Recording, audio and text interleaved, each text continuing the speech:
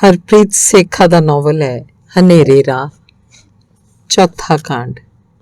Karanveer.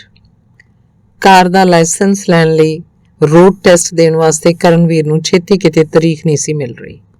Immigration ਸਲਾਹਕਾਰ ਚਿੱਟੀ ਨੇ ਉਹਨੂੰ ਦੱਸਿਆ ਕਿ ਵਧੀਆ ਡਰਾਈਵਿੰਗ ਸਕੂਲ ਵਾਲੇ ਕੋਈ ਬੰਦੋਬਸਤ ਕਰ ਦੇਣਗੇ। ਕਰਨਵੀਰ ਨੇ ਉਦੋਂ ਹੀ ਉਸ ਸਕੂਲ ਨਾਲ ਸੰਪਰਕ ਕਰ ਲਿਆ। ਅਗਲੇ ਦਿਨ ਇੱਕ 50-55 ਸਾਲਾਂ ਦਾ ਆਦਮੀ ਉਹਨੂੰ ਆਪਣੀ ਟੋਯੋਟਾ ਕਰੋਲਾ ਕਾਰ ਨਾਲ ਕਰਨਵੀਰ ਕੋਲ ਪਹੁੰਚ ਗਿਆ। ਕਰਨਵੀਰ ਦੇ ਕਾਰ 'ਚ ਬੈਠਣ ਸਾਰੀ ਉਹਨੇ ਪੁੱਛਿਆ, ਪਹਿਲਾਂ ਚਲਾਈਏ ਕਾਰ? ਹਾਂਜੀ ਅੰਕਲ, ਸਪੇਨ 'ਚ ਚਲਾਉਂਦਾ ਆਇਆ। ਅੱਛਾ, ਫਿਰ ਤਾਂ ਤੈਨੂੰ ਪਤਾ ਹੀ ਹੋਣਾ ਹੈ ਕੰਟਰੋਲਾਂ ਬਾਰੇ। ਕਰਨਵੀਰ ਨੇ ਕਾਰ ਦੇ ਅੰਗਾਂ ਤੇ ਨਿਗਾਹ ਮਾਰ ਲਈ ਤੇ ਬੋਲਿਆ, ਹਾਂਜੀ ਚਲੋ ਫਿਰ। ਕਰਨਵੀਰ ਨੇ ਕਾਰ ਤੋਰ ਲਈ। ਸਟਾਪ ਸਾਈਨ ਤੋਂ ਸੱਜੇ ਮੋੜ ਲਈ। ਕਰਨਵੀਰ ਨੇ ਹਰ ਓਨਟੋਰੀਓ ਸੜਕ ਤੇ ਕਾਰ ਸੱਜੇ ਹੱਥ ਮੋੜ ਲਈ। ਸਪੇਨ ਕਿੰਨਾ ਚਿਰ ਰਿਹਾ? 4 ਸਾਲ। ਉੱਥੇ ਕਿਵੇਂ ਅਪੜੇ? ਸਟੂਡੈਂਟ ਵਜੋਂ। ਉੱਥੇ ਫਿਰ ਗੱਲ ਨਹੀਂ ਬਣ ਗਈ ਸੀ, ਪਰ ਉੱਥੇ ਹੋਰ ਪਰਿਵਾਰ ਨੂੰ ਸੱਦਣ ਦੇ ਚਾਂਸ ਨਹੀਂ ਸੀ। ਮੈਂ ਸੋਚਿਆ ਕੈਨੇਡਾ ਹੋਰ ਵੀ ਵਧੀਆ ਮੁਲਕ ਹੈ, ਇੱਥੇ ਪੱਕੇ ਹੋ ਕੇ ਹੋਰ ਭੈਣ ਭਾਈ ਨੂੰ ਵੀ ਬੁਲਾ ਸਕਦਾ। ਠੀਕ ਸੋਚਿਆ। ਅੱਛਾ, ਹੈ ਕੋਈ ਭੈਣ ਭਾਈ ਪਿੱਛੇ? ਹਾਂਜੀ, ਵੱਡੀ ਭੈਣ ਤੇ ਛੋਟਾ ਭਰਾ। ਮੇਰੀ ਡਰਾਈਵਿੰਗ ਠੀਕ ਹੈ ਜੀ? ਹਾਂ, ਸਿੱਧਾ ਲਈ ਚੱਲ। ਸਪੇਨ 'ਚ ਪੜ੍ਹਿਆ ਨਹੀਂ ਫਿਰ? ਇਹ ਸੁਣ ਕੇ ਕਰਨਵੀਰ ਦੇ ਚਿੱਤ 'ਚ ਆਈ ਵੀ ਕਹੇ, ਅੰਕਲ ਮੇਰੇ ਬਾਰੇ ਇੰਨੀ ਜਾਣਕਾਰੀ ਲੈ ਲਈ, ਹੁਣ ਕਿਸੇ ਕੈਨੇਡੀਅਨ ਕੁੜੀ ਦਾ ਰਿਸ਼ਤਾ ਹੀ ਕਰਵਾ ਦਿਓ। ਪਰ ਉਹਨੇ ਇਹ ਨਾ ਕਿਹਾ ਤੇ ਬੋਲਿਆ, ਪੜ੍ਹਨ ਦਾ ਤਾਂ ਤੁਹਾਨੂੰ ਪਤਾ ਹੀ ਹੈ ਜੀ, ਪੜ੍ਹਨ ਥੋੜ੍ਹੋ ਕੰਮ ਕਰਨ ਆਈਦਾ। ਕਰਜ਼ਾ ਲੈ ਕੇ ਆਇਆ ਸੀ, ਉਹ ਵੀ ਤਾਂ ਲਾਉਣਾ ਹੁੰਦਾ ਨਾ। ਸਹੀ ਗੱਲ ਹੈ। ਪਾਰਕਿੰਗ ਲਵਾ ਕੇ ਦੇਖੀਏ? ਲਾ ਲੈਣਾ? ਲਾ ਹੀ ਲੈਂਦਾ ਹੋਵੇਗਾ, ਇੰਨੇ ਸਾਲ ਚਲਾਈ ਹੈ ਕਾਰ। ਰੋਡ ਟੈਸਟ ਬੁੱਕ ਕੀਤਾ ਹੋਇਆ? ਨਹੀਂ ਜੀ, ਤਾਂ ਹੀ ਤਾਂ ਤੁਹਾਡੇ ਨਾਲ ਗੱਲ ਕੀਤੀ ਹੈ। ਡੇਟ ਨਹੀਂ ਮਿਲਦੀ? ਉਹ ਨਹੀਂ ਮਿਲਣੀ ਛੇਤੀ। ਕੀ ਇਲਾਜ ਹੈ ਜੀ ਫਿਰ? ਮੈਂ ਕਾਰ ਤੋਂ ਬਾਅਦ ਟਰੱਕ ਦਾ ਲਾਇਸੈਂਸ ਲੈਣਾ। ਗੱਲ ਇੱਦਾਂ ਹੈ ਵੀ ਤੂੰ ਕਾਰ ਤਾਂ ਠੀਕ ਚਲਾਉਣਾ, ਪਰ ਰਿਸਕ ਵੱਡਾ ਇਹ ਹੈ ਕਿ ਜੇ ਐਗਜ਼ਾਮੀਨਰ ਘਰੋਂ ਘਰ ਵਾਲੀ ਨਾਲ ਲੜ ਕੇ ਆਇਆ ਹੋਇਆ ਤੇ ਗੁੱਸਾ ਉਹਨੇ ਤੇਰੇ ਤੇ ਕੱਢਤਾ, ਫਿਰ ਗੜਬੜ ਹੋ ਜੂ। ਸਾਲ ਭਰ ਤੂੰ ਫਿਰ ਰੋਡ ਟੈਸਟ ਨਹੀਂ ਦੇ ਸਕਣਾ। ਫਿਰ ਜੀ, ਮੇਰੇ ਕੋਲ ਬੰਦਾ ਹੈ ਇੱਕ ਔਰੇਂਜਵਿਲ ਸ਼ਹਿਰ 'ਚ, ਇੱਥੋਂ 2 ਘੰਟੇ ਲੱਗਦੇ ਆ। ਉੱਥੇ ਭਾਵੇਂ ਅਗਲੇ ਹਫਤੇ ਦਾ ਰੋਡ ਟੈਸਟ ਬੁੱਕ ਕਰ ਲਈਏ। ਤੈਨੂੰ ਮੈਂ ਇਸ ਕਰਕੇ ਦੱਸਦਾ ਵੀ ਤੂੰ ਟਰੱਕ ਦਾ ਲਾਇਸੈਂਸ ਛੇਤੀ ਲੈਣਾ। ਜੇ ਪਹਿਲਾਂ ਕਾਰ ਦਾ ਹੋਏਗਾ ਫੇਰ ਹੀ ਟਰੱਕ ਦਾ ਮਿਲੇਗਾ। ਪਰ ਡਾਲੇ ਲੱਗਣਗੇ। ਕਿੰਨੇ ਕੁ ਲੱਗਣਗੇ ਜੀ? 1500 ਲੈਂਦਾ ਉਹ। ਮੇਰੀ ਵੀ ਆਉਣ ਜਾਣ ਦੀ ਦਿਹਾੜੀ ਹੈ, ਕਾਰ 'ਚ ਗੈਸ ਵੀ ਪੈਣਾ। ਕਰਨਵੀਰ ਚੁੱਪ ਕਰ ਗਿਆ। ਅੰਕਲ ਫੇਰ ਬੋਲਿਆ, ਬਰੈਂਪਟਨ 'ਚ ਤਾਂ ਕਈ ਮਹੀਨੇ ਵਾਰੀ ਨਹੀਂ ਆਉਣੀ। ਤੇਰੇ ਕੋਲ ਮੇਰਾ ਫੋਨ ਨੰਬਰ ਤਾਂ ਹੈਗਾ ਹੀ ਆ, ਫਿਰ ਸੋਚ ਕੇ ਦੱਸ ਦੇਈਂ। ਜੇ ਫੇਲ ਹੋ ਗਿਆ ਤਾਂ ਸਾਰਾ ਕੰਮ ਹੀ ਵਿਗੜ ਜਾਏਗਾ। ਫਿਰ ਕੈਨੇਡਾ ਦਾ ਤਾਂ ਖਿਆਲ ਹੀ ਛੱਡਣਾ ਪਏਗਾ। ਇਹ ਸੋਚ ਕੇ ਕਰਨਵੀਰ ਨੇ ਉਸੇ ਵੇਲੇ ਹੀ ਹਾਮੀ ਭਰਤੀ। ਅਗਲੇ ਹਫਤੇ ਔਰੇਂਜਵਿਲ ਸ਼ਹਿਰ 'ਚ ਕਾਰ ਦਾ ਰੋਡ ਟੈਸਟ ਦੇ ਕੇ ਕਰਨਵੀਰ ਨੇ ਸੋਚਿਆ ਕਿ ਜੇ ਅੰਕਲ ਨੂੰ ਵਾਧੂ ਡਾਲਰ ਨਾ ਵੀ ਦਿੱਤੇ ਹੁੰਦੇ ਤਾਂ ਪਾਸ ਉਹਨੇ ਫੇਰ ਵੀ ਹੋ ਜਾਣਾ ਸੀ। ਕਰਨਵੀਰ ਘੈਂਟ ਟਰੱਕ ਡਰਾਈਵਿੰਗ ਸਕੂਲ ਦੇ ਦਫ਼ਤਰ ਮੂਹਰੇ ਸਭ ਤੋਂ ਪਹਿਲਾਂ ਆ ਕੇ ਖੜ ਗਿਆ। ਟਾਈਮ ਦੇਖਣ ਲਈ ਉਹਨੇ ਜੈਕਟ 'ਚੋਂ ਫੋਨ ਕੱਢਿਆ। 8 ਵੱਜਣ 'ਚ 10 ਮਿੰਟ ਰਹਿੰਦੇ ਸੀ। ਹਾਲੇ ਤੱਕ ਕੋਈ ਵੀ ਨਹੀਂ ਸੀ ਆਇਆ। ਕਰਨਵੀਰ ਨੇ ਦੂਜੀ ਜੇਬ 'ਚ ਸੈੱਲਫੋਨ ਰੱਖ ਕੇ ਉਸ 'ਚ ਛਤਰੀ ਫੜ ਲਈ ਤੇ ਪਹਿਲੇ ਹੱਥ ਨੂੰ ਨਿੱਘਾ ਕਰਨ ਲਈ ਜੈਕਟ ਦੀ ਜੇਬ 'ਚ ਪਾ ਲਿਆ। ਮੀਂਹ ਤੇਜ਼ ਹੋ ਗਿਆ ਸੀ। ਉਹ ਡਰਾਈਵਿੰਗ ਸਕੂਲ ਦੇ ਦਫ਼ਤਰ ਮੂਹਰੇ ਬਣੇ ਵਾਧਰੇ ਹੇਠ ਹੋ ਗਿਆ। ਉਹਦੇ ਮਗਰ ਲਾਈਨ ਲੱਗਣੀ ਸੀ। ਅੱਜ ਉਹ ਧਾ ਕੇ ਆਇਆ ਸੀ ਵੀ ਸਭ ਤੋਂ ਪਹਿਲਾਂ ਪਹੁੰਚੇਗਾ ਤਾਂ ਕਿ ਸ਼ਾਮ ਨੂੰ ਟਰੱਕ ਬੈਕ ਕਰਨਾ ਸਿੱਖਣ ਲਈ ਉਹਦੀ ਸਭ ਤੋਂ ਪਹਿਲਾਂ ਵਾਰੀ ਆਵੇ। ਕੱਲ ਉਹ ਬੱਚਿਆਂ ਨੂੰ ਸਕੂਲ ਦੀ ਬੱਸ ਚੜਾਉਣ ਦੇ ਚੱਕਰ 'ਚ 10 ਵਜੇ ਪਹੁੰਚਿਆ ਸੀ ਤੇ ਸ਼ਾਮ ਨੂੰ ਉਹਦੀ ਵਾਰੀ ਨਹੀਂ ਸੀ ਆਈ। ਟਰੱਕ ਸਕੂਲ ਵਾਲਾ ਨਛੱਤਰ ਪਹਿਲੇ 4 ਦੀ ਪ੍ਰੈਕਟਿਸ ਕਰਵਾ ਕੇ ਚੱਲਦਾ ਬਣਿਆ ਸੀ। ਜਾਣ ਲੱਗਾ ਕਹਿੰਦਾ, ਕਿਸੇ ਐਗਜ਼ਾਮੀਨਰ ਨੂੰ ਖਵਾਉਣ ਪਿਆਉਣ ਲਿਜਾਣਾ ਜਿਹੜਾ ਤੁਹਾਨੂੰ ਪਾਸ ਕਰ ਦਿਆ ਕਰੇ। ਨਛੱਤਰ ਸਵੇਰੇ ਤੋਂ 9 ਤੋਂ 12 ਵਜੇ ਤੱਕ ਸਿਖਾਂਦਰੂਆਂ ਦਾ 15 ਕੁ ਮਿੰਟ ਦਾ ਗੇੜਾ ਕਢਵਾ ਦਿੰਦਾ, ਫਿਰ ਉੱਥੋਂ ਚਲਿਆ ਜਾਂਦਾ। ਆਖਦਾ ਕਿ ਅੱਜ ਫਲਾਣੇ ਦਾ ਰੋਡ ਟੈਸਟ ਦਿਵਾਉਣ ਚੱਲਿਆ। ਕਈ ਵਾਰ ਉਹ 12 ਤੋਂ ਵੀ ਪਹਿਲਾਂ ਚਲਿਆ ਜਾਂਦਾ। ਉਸ ਕੋਲ ਆਪਣਾ ਯਾਰਡ ਨਹੀਂ ਸੀ। ਇਸ ਪਲਾਜ਼ੇ 'ਚ ਉਹਦਾ ਸਕੂਲ ਸੀ। ਉਹਦੀ ਪਾਰਕਿੰਗ ਲਾਟ ਸ਼ਾਮ ਨੂੰ ਵਿਹਲੀ ਹੋ ਜਾਂਦੀ ਤੇ ਉਹ ਸਿਖਾਂਦਰੂਆਂ ਨੂੰ ਟਰੱਕ ਬੈਕ ਕਰਨ ਦੀ ਉੱਥੇ ਹੀ ਸਿਖਲਾਈ ਦਿੰਦਾ। ਪਰਸੋਂ ਕਰਨਵੀਰ ਨੇ ਉਹਨੂੰ ਕਿਹਾ ਸੀ, ਸਰ ਸਿੱਧਾ ਟਰੱਕ ਚਲਾਉਣ ਦਾ ਮੇਰਾ ਹੱਥ ਖੁੱਲ ਗਿਆ, ਹੁਣ ਬੈਕ ਲਾਉਣੇ ਵੀ ਸਿਖਾ ਦਿਓ। ਠੀਕ ਹੈ, ਕੱਲ ਤੋਂ ਸ਼ਾਮ ਨੂੰ ਵੀ ਆ ਜਾਇਆ ਕਰੀ, ਨਛੱਤਰ ਬੋਲਿਆ। ਤੇ ਕੱਲ ਉਹਦੀ ਵਾਰੀ ਨਾ ਆਈ ਹੋਣ ਕਰਕੇ ਕਰਨਵੀਰ ਅੱਜ ਸਵੇਰੇ ਹੀ ਸਭ ਤੋਂ ਪਹਿਲਾਂ ਆ ਗਿਆ ਸੀ। ਕਰਨਵੀਰ ਦੇ ਚੇਤੇ 'ਚ ਰੁਪਿੰਦਰ ਦਾ ਮਸੋਸਿਆ ਚਿਹਰਾ ਆ ਗਿਆ। ਰਾਤ ਕਰਨਵੀਰ ਨੇ ਕਿਹਾ ਸੀ, ਭਾਬੀ ਕੱਲ ਨੂੰ ਮੈਥੋਂ ਬੱਚਿਆਂ ਨੂੰ ਸਕੂਲ ਲਈ ਬੱਸ ਸਟਾਪ ਤੱਕ ਨਹੀਂ ਛੱਡ ਹੋਣਾ। ਅੱਜ ਮੈਂ ਖੱਜਲ ਹੋ ਕੇ ਮੁੜ ਆਇਆ ਵਾਂ, ਕੁਝ ਨਹੀਂ ਸਿੱਖਿਆ। ਸਵੇਰ ਨੂੰ ਜਿਹੜਾ ਪਹਿਲਾਂ ਪਹੁੰਚਦਾ ਸ਼ਾਮ ਨੂੰ ਬੈਕ ਲਾਉਣੀ ਸਿੱਖਣ ਦੀ ਵੀ ਪਹਿਲਾਂ ਉਸੇ ਦੀ ਵਾਰੀ ਆਉਂਦੀ ਹੈ। ਕਰਨ ਜੇ ਪਹਿਲਾਂ ਪਤਾ ਹੁੰਦਾ ਤਾਂ ਮੈਂ ਕੰਮ ਤੇ ਦੱਸ ਆਉਂਦੀ ਕਿ ਲੇਟ ਆਉਂਗੀ? ਰੁਪਿੰਦਰ ਬੋਲੀ। ਉਹਦਾ ਮਸੋਸਿਆ ਜਿਹਾ ਚਿਹਰਾ ਵੇਖ ਕੇ ਕਰਨਵੀਰ ਨੇ ਕਿਹਾ, ਚੱਲ ਕੱਲ ਨੂੰ ਮੈਂ ਫੇਰ ਲੇਟ ਚਲਾ ਜਾਊਂਗਾ, ਤੁਸੀਂ ਕੰਮ ਤੇ ਦੱਸ ਆਇਓ। ਨਹੀਂ ਨਹੀਂ, ਤੂੰ ਚਲਿਆ ਜਾਈ, ਮੈਂ ਐਡਜਸਟ ਕਰ ਲਾਂਗੀ। ਜਦੋਂ ਵੀ ਰੁਪਿੰਦਰ ਐਡਜਸਟ ਕਰ ਲਵਾਂਗੀ ਆਖਦੀ, ਕਰਨਵੀਰ ਆਪਣੇ ਆਪ ਨੂੰ ਦੱਬਿਆ ਦੱਬਿਆ ਮਹਿਸੂਸ ਕਰਦਾ। ਉਹ ਸੋਚਦਾ ਕਿ ਇੰਨਾ ਆਸਾਨ ਨਹੀਂ ਲੈਣਾ ਕਿ ਕਿਸੇ ਗੱਲੋਂ ਜਵਾਬ ਦੇਣਾ ਮੁਸ਼ਕਿਲ ਹੋ ਜਾਏ। ਖਾਸ ਕਰਕੇ ਉਸ ਦਿਨ ਤੋਂ ਜ਼ਿਆਦਾ ਹੀ ਚੌਕਸ ਹੋ ਗਿਆ ਸੀ ਜਿਸ ਦਿਨ ਰੁਪਿੰਦਰ ਨੇ ਕਿਹਾ ਸੀ, ਕਰਨ ਛੇਤੀ ਛੇਤੀ ਕਿਤੇ ਐਡਜਸਟ ਹੋ, ਫਿਰ ਤੇਰੇ ਵਾਸਤੇ ਕੋਈ ਕੁੜੀ ਲੱਭੀ ਹੈ। ਹੁਣੇ ਲੱਭਦੇ ਹੋ ਕੁੜੀ, ਨਾਲੇ ਮੇਰਾ ਐਡਜਸਟ ਹੋਣਾ ਸੁਖਾਲਾ ਹੋ ਜਾਏਗਾ। ਹੁਣ ਪਤਾ ਨਹੀਂ ਕਿੰਨੇ ਚਿਰ ਲੱਗੇ ਸੈੱਟ ਹੋਣ ਨੂੰ, ਕਰਨਵੀਰ ਨੇ ਜਵਾਬ ਦਿੱਤਾ ਸੀ। ਇੰਡੀਆ ਤੋਂ ਲਿਆ ਕੇ ਦੇਉਂ ਤੈਨੂੰ ਬਹੁਤੀ ਸਿਆਣੀ ਤੇ ਸਮਝਦਾਰ ਕੁੜੀ। ਭਾਬੀ ਸ਼ਾਮ ਦੀ ਦਾਲ ਸਬਜ਼ੀ ਮੈਂ ਬਣਾ ਦਿਆ ਕਰਾਂਗਾ, ਮੈਂ ਕਿਤੇ ਬਣਾਉਣੀ ਭੁੱਲ ਹੀ ਨਾ ਜਾਵਾਂ। ਕਰਨਵੀਰ ਨੇ ਹੱਸ ਕੇ ਗੱਲ ਨੂੰ ਹੋਰ ਪਾਸੇ ਪਾਉਣ ਲਈ ਕਿਹਾ। ਉਹ ਕੋਈ ਵਾਅਦਾ ਕਰਕੇ ਕੈਨੇਡਾ 'ਚ ਵਿਆਹ ਕਰਵਾ ਕੇ ਪੱਕਾ ਹੋਣ ਵਾਲਾ ਰਾਹ ਬੰਦ ਨਹੀਂ ਸੀ ਕਰਨਾ ਚਾਹੁੰਦਾ ਤੇ ਕਰਨਵੀਰ ਅੱਗੇ ਲਈ ਚੌਕਸ ਹੋ ਗਿਆ ਸੀ ਕਿ ਕੋਈ ਨਾ ਕੋਈ ਘਰ ਦਾ ਕੰਮ ਕਰਕੇ ਉਹ ਆਪਣੇ ਚਚੇਰੇ ਭਰਾ ਭਰਜਾਈ ਤੇ ਬਹੁਤਾ ਬੋਝ ਨਾ ਬਣੇ। ਪਹਿਲਾਂ ਵੀ 3 ਵਾਰ ਕਰਨਵੀਰ ਬੱਚਿਆਂ ਨੂੰ ਸਕੂਲ ਲਈ ਸਵੇਰੇ ਬੱਸ ਸਟਾਪ ਤੇ ਨਹੀਂ ਸੀ ਛੱਡ ਸਕਿਆ ਤੇ ਉਹਨਾਂ ਸ਼ਾਮਾਂ ਨੂੰ ਉਹ ਬੱਚਿਆਂ ਲਈ ਬਾਹਰੋਂ ਕੁਝ ਖਾਣ ਲਈ ਲੈ ਕੇ ਗਿਆ ਸੀ। ਉਸ ਦਿਨ ਵੀ ਕਰਨਵੀਰ ਬੱਚਿਆਂ ਨੂੰ ਸਕੂਲ ਵਾਲੀ ਬੱਸ ਨਹੀਂ ਸੀ ਚੜਾ ਸਕਿਆ ਜਿਸ ਨੂੰ ਕਾਰ ਦੇ ਲਾਇਸੈਂਸ ਲਈ ਸੜਕ ਨਿਯਮਾਂ ਦੀ ਜਾਣਕਾਰੀ ਵਾਲਾ ਟੈਸਟ ਦੇਣ ਗਿਆ ਸੀ। ਪਹਿਲੇ ਦਿਨ ਉਹਨੂੰ ਪਤਾ ਹੀ ਨਹੀਂ ਸੀ ਵੀ ਇਹ ਟੈਸਟ ਦੇਣ ਲਈ ਉਹਨੂੰ ਲੰਬੀ ਕਤਾਰ 'ਚ ਖੜ ਕੇ ਉਡੀਕ ਕਰਨੀ ਪਏਗੀ। ਉਹ ਲਾਈਨ 'ਚ ਹਾਲੇ 5-7 ਮਿੰਟ ਹੀ ਖੜਾ ਹੋਏਗਾ ਕਿ ਉਸ ਕੋਲੋਂ ਲੰਘਦਾ ਇੱਕ ਬੰਦਾ ਬੋਲਿਆ, ਇੱਥੇ ਖੜਨ ਦਾ ਕੋਈ ਫਾਇਦਾ ਨਹੀਂ, ਅੱਜ ਨਹੀਂ ਵਾਰੀ ਆਉਂਦੀ, ਕੱਲ ਨੂੰ ਸਵੇਰੇ ਆ ਕੇ ਖੜਿਓ, ਦਫ਼ਤਰ 8 ਵਜੇ ਖੁੱਲਦਾ, ਉਹ ਤੋਂ ਵੀ ਪਹਿਲਾਂ ਆ ਕੇ ਖੜਿਓ। ਕਰਨਵੀਰ ਨੇ ਉਵੇਂ ਹੀ ਕੀਤਾ। ਅਗਲੇ ਦਿਨ ਉਹ ਸਵੇਰੇ 6 ਵਜੇ ਹੀ ਲਾਈਨ 'ਚ ਲੱਗ ਗਿਆ। ਉਹ ਤੋਂ ਮੂਹਰੇ 2 ਜਿਉੜੇ ਹੋਰ ਖੜੇ ਸੀ। ਦਫ਼ਤਰ ਖੁੱਲਣ ਸਾਰੀ ਕਰਨਵੀਰ ਦੀ ਵਾਰੀ ਆ ਗਈ। ਆਪਣੇ ਦੇਸ਼ ਤੋਂ ਆਪਣੀ ਡਰਾਈਵਿੰਗ ਹਿਸਟਰੀ ਮੰਗਵਾ ਲਓ ਤੇ ਸੜਕ ਨਿਯਮਾਂ ਦੀ ਜਾਣਕਾਰੀ ਦਾ ਟੈਸਟ ਦੇ ਦਿਓ। ਉਹ ਟੈਸਟ ਪਾਸ ਕਰਨ ਤੋਂ ਬਾਅਦ ਰੋਡ ਟੈਸਟ ਬੁੱਕ ਕਰਵਾ ਦਿਓ, ਉਹਨੂੰ ਦੱਸਿਆ ਗਿਆ। ਕਰਨਵੀਰ ਆਪਣੀ ਡਰਾਈਵਿੰਗ ਹਿਸਟਰੀ ਲੈ ਕੇ ਅਗਲੇ ਹਫ਼ਤੇ ਫਿਰ 6 ਵਜੇ ਲਾਈਨ 'ਚ ਜਾ ਲੱਗਾ। ਉਸ ਦਿਨ ਠੰਡ ਹੱਥ ਪੈਰ ਸੁੰਨ ਕਰ ਰਹੀ ਸੀ। ਸ਼ੀਤ ਹਵਾ ਉਹਦੇ ਪਾਏ ਕੱਪੜਿਆਂ ਦੀਆਂ ਤਹਿਆਂ ਪਾੜ ਕੇ ਉਸ ਤੱਕ ਪਹੁੰਚ ਰਹੀ ਸੀ। ਉਸ ਤੋਂ ਅੱਗੇ ਪਿੱਛੇ ਖੜੇ ਆਪਣੇ ਨਾਲ ਸਾਥੀ ਲੈ ਕੇ ਆਏ ਸਨ। ਉਹਨਾਂ 'ਚੋਂ ਇੱਕ ਜਣਾ ਕੁਝ ਦੇਰ ਜਾ ਕੇ ਕਾਰ 'ਚ ਗਰਮ ਹੋ ਆਉਂਦਾ, ਦੂਜਾ ਲਾਈਨ 'ਚ ਉਹਦੀ ਥਾਂ ਬਣਾਈ ਰੱਖਦਾ। ਕਰਨਵੀਰ ਇਕੱਲਾ ਸੀ। 2 ਘੰਟੇ ਲਾਈਨ 'ਚ ਖੜੋਤਿਆਂ ਉਹਦਾ ਸਰੀਰ ਸੁੰਨ ਹੋ ਗਿਆ ਸੀ। ਉਸ ਦਿਨ ਦੀ ਠੰਡ ਨੂੰ ਯਾਦ ਕਰਕੇ ਕਰਨਵੀਰ ਨੂੰ ਝੁੰਝਣੀ ਆਈ। ਆਇਆ ਹੀ ਨਹੀਂ ਹਾਲੇ ਕੋਈ। ਇਸ ਆਵਾਜ਼ ਨੇ ਕਰਨਵੀਰ ਨੂੰ ਉਸ ਦਿਨ ਦੀ ਸ਼ੀਤ ਹਵਾ ਵਾਲੀ ਠੰਡ 'ਚੋਂ ਅੱਜ ਦੇ ਮੀਂਹ 'ਚ ਮੋੜ ਲਿਆਂਦਾ। ਕਰਨਵੀਰ ਨੇ ਆਵਾਜ਼ ਵਾਲੇ ਪਾਸੇ ਦੇਖਿਆ, ਫਿਰ ਆਉਣ ਵਾਲੇ ਵੱਲ ਦੇਖਿਆ, ਬੋਲਿਆ, ਹੈਲੋ ਮਨਦੀਪ। ਨਹੀਂ, ਹਾਲੇ ਤਾਂ ਕੋਈ ਨਹੀਂ ਆਇਆ।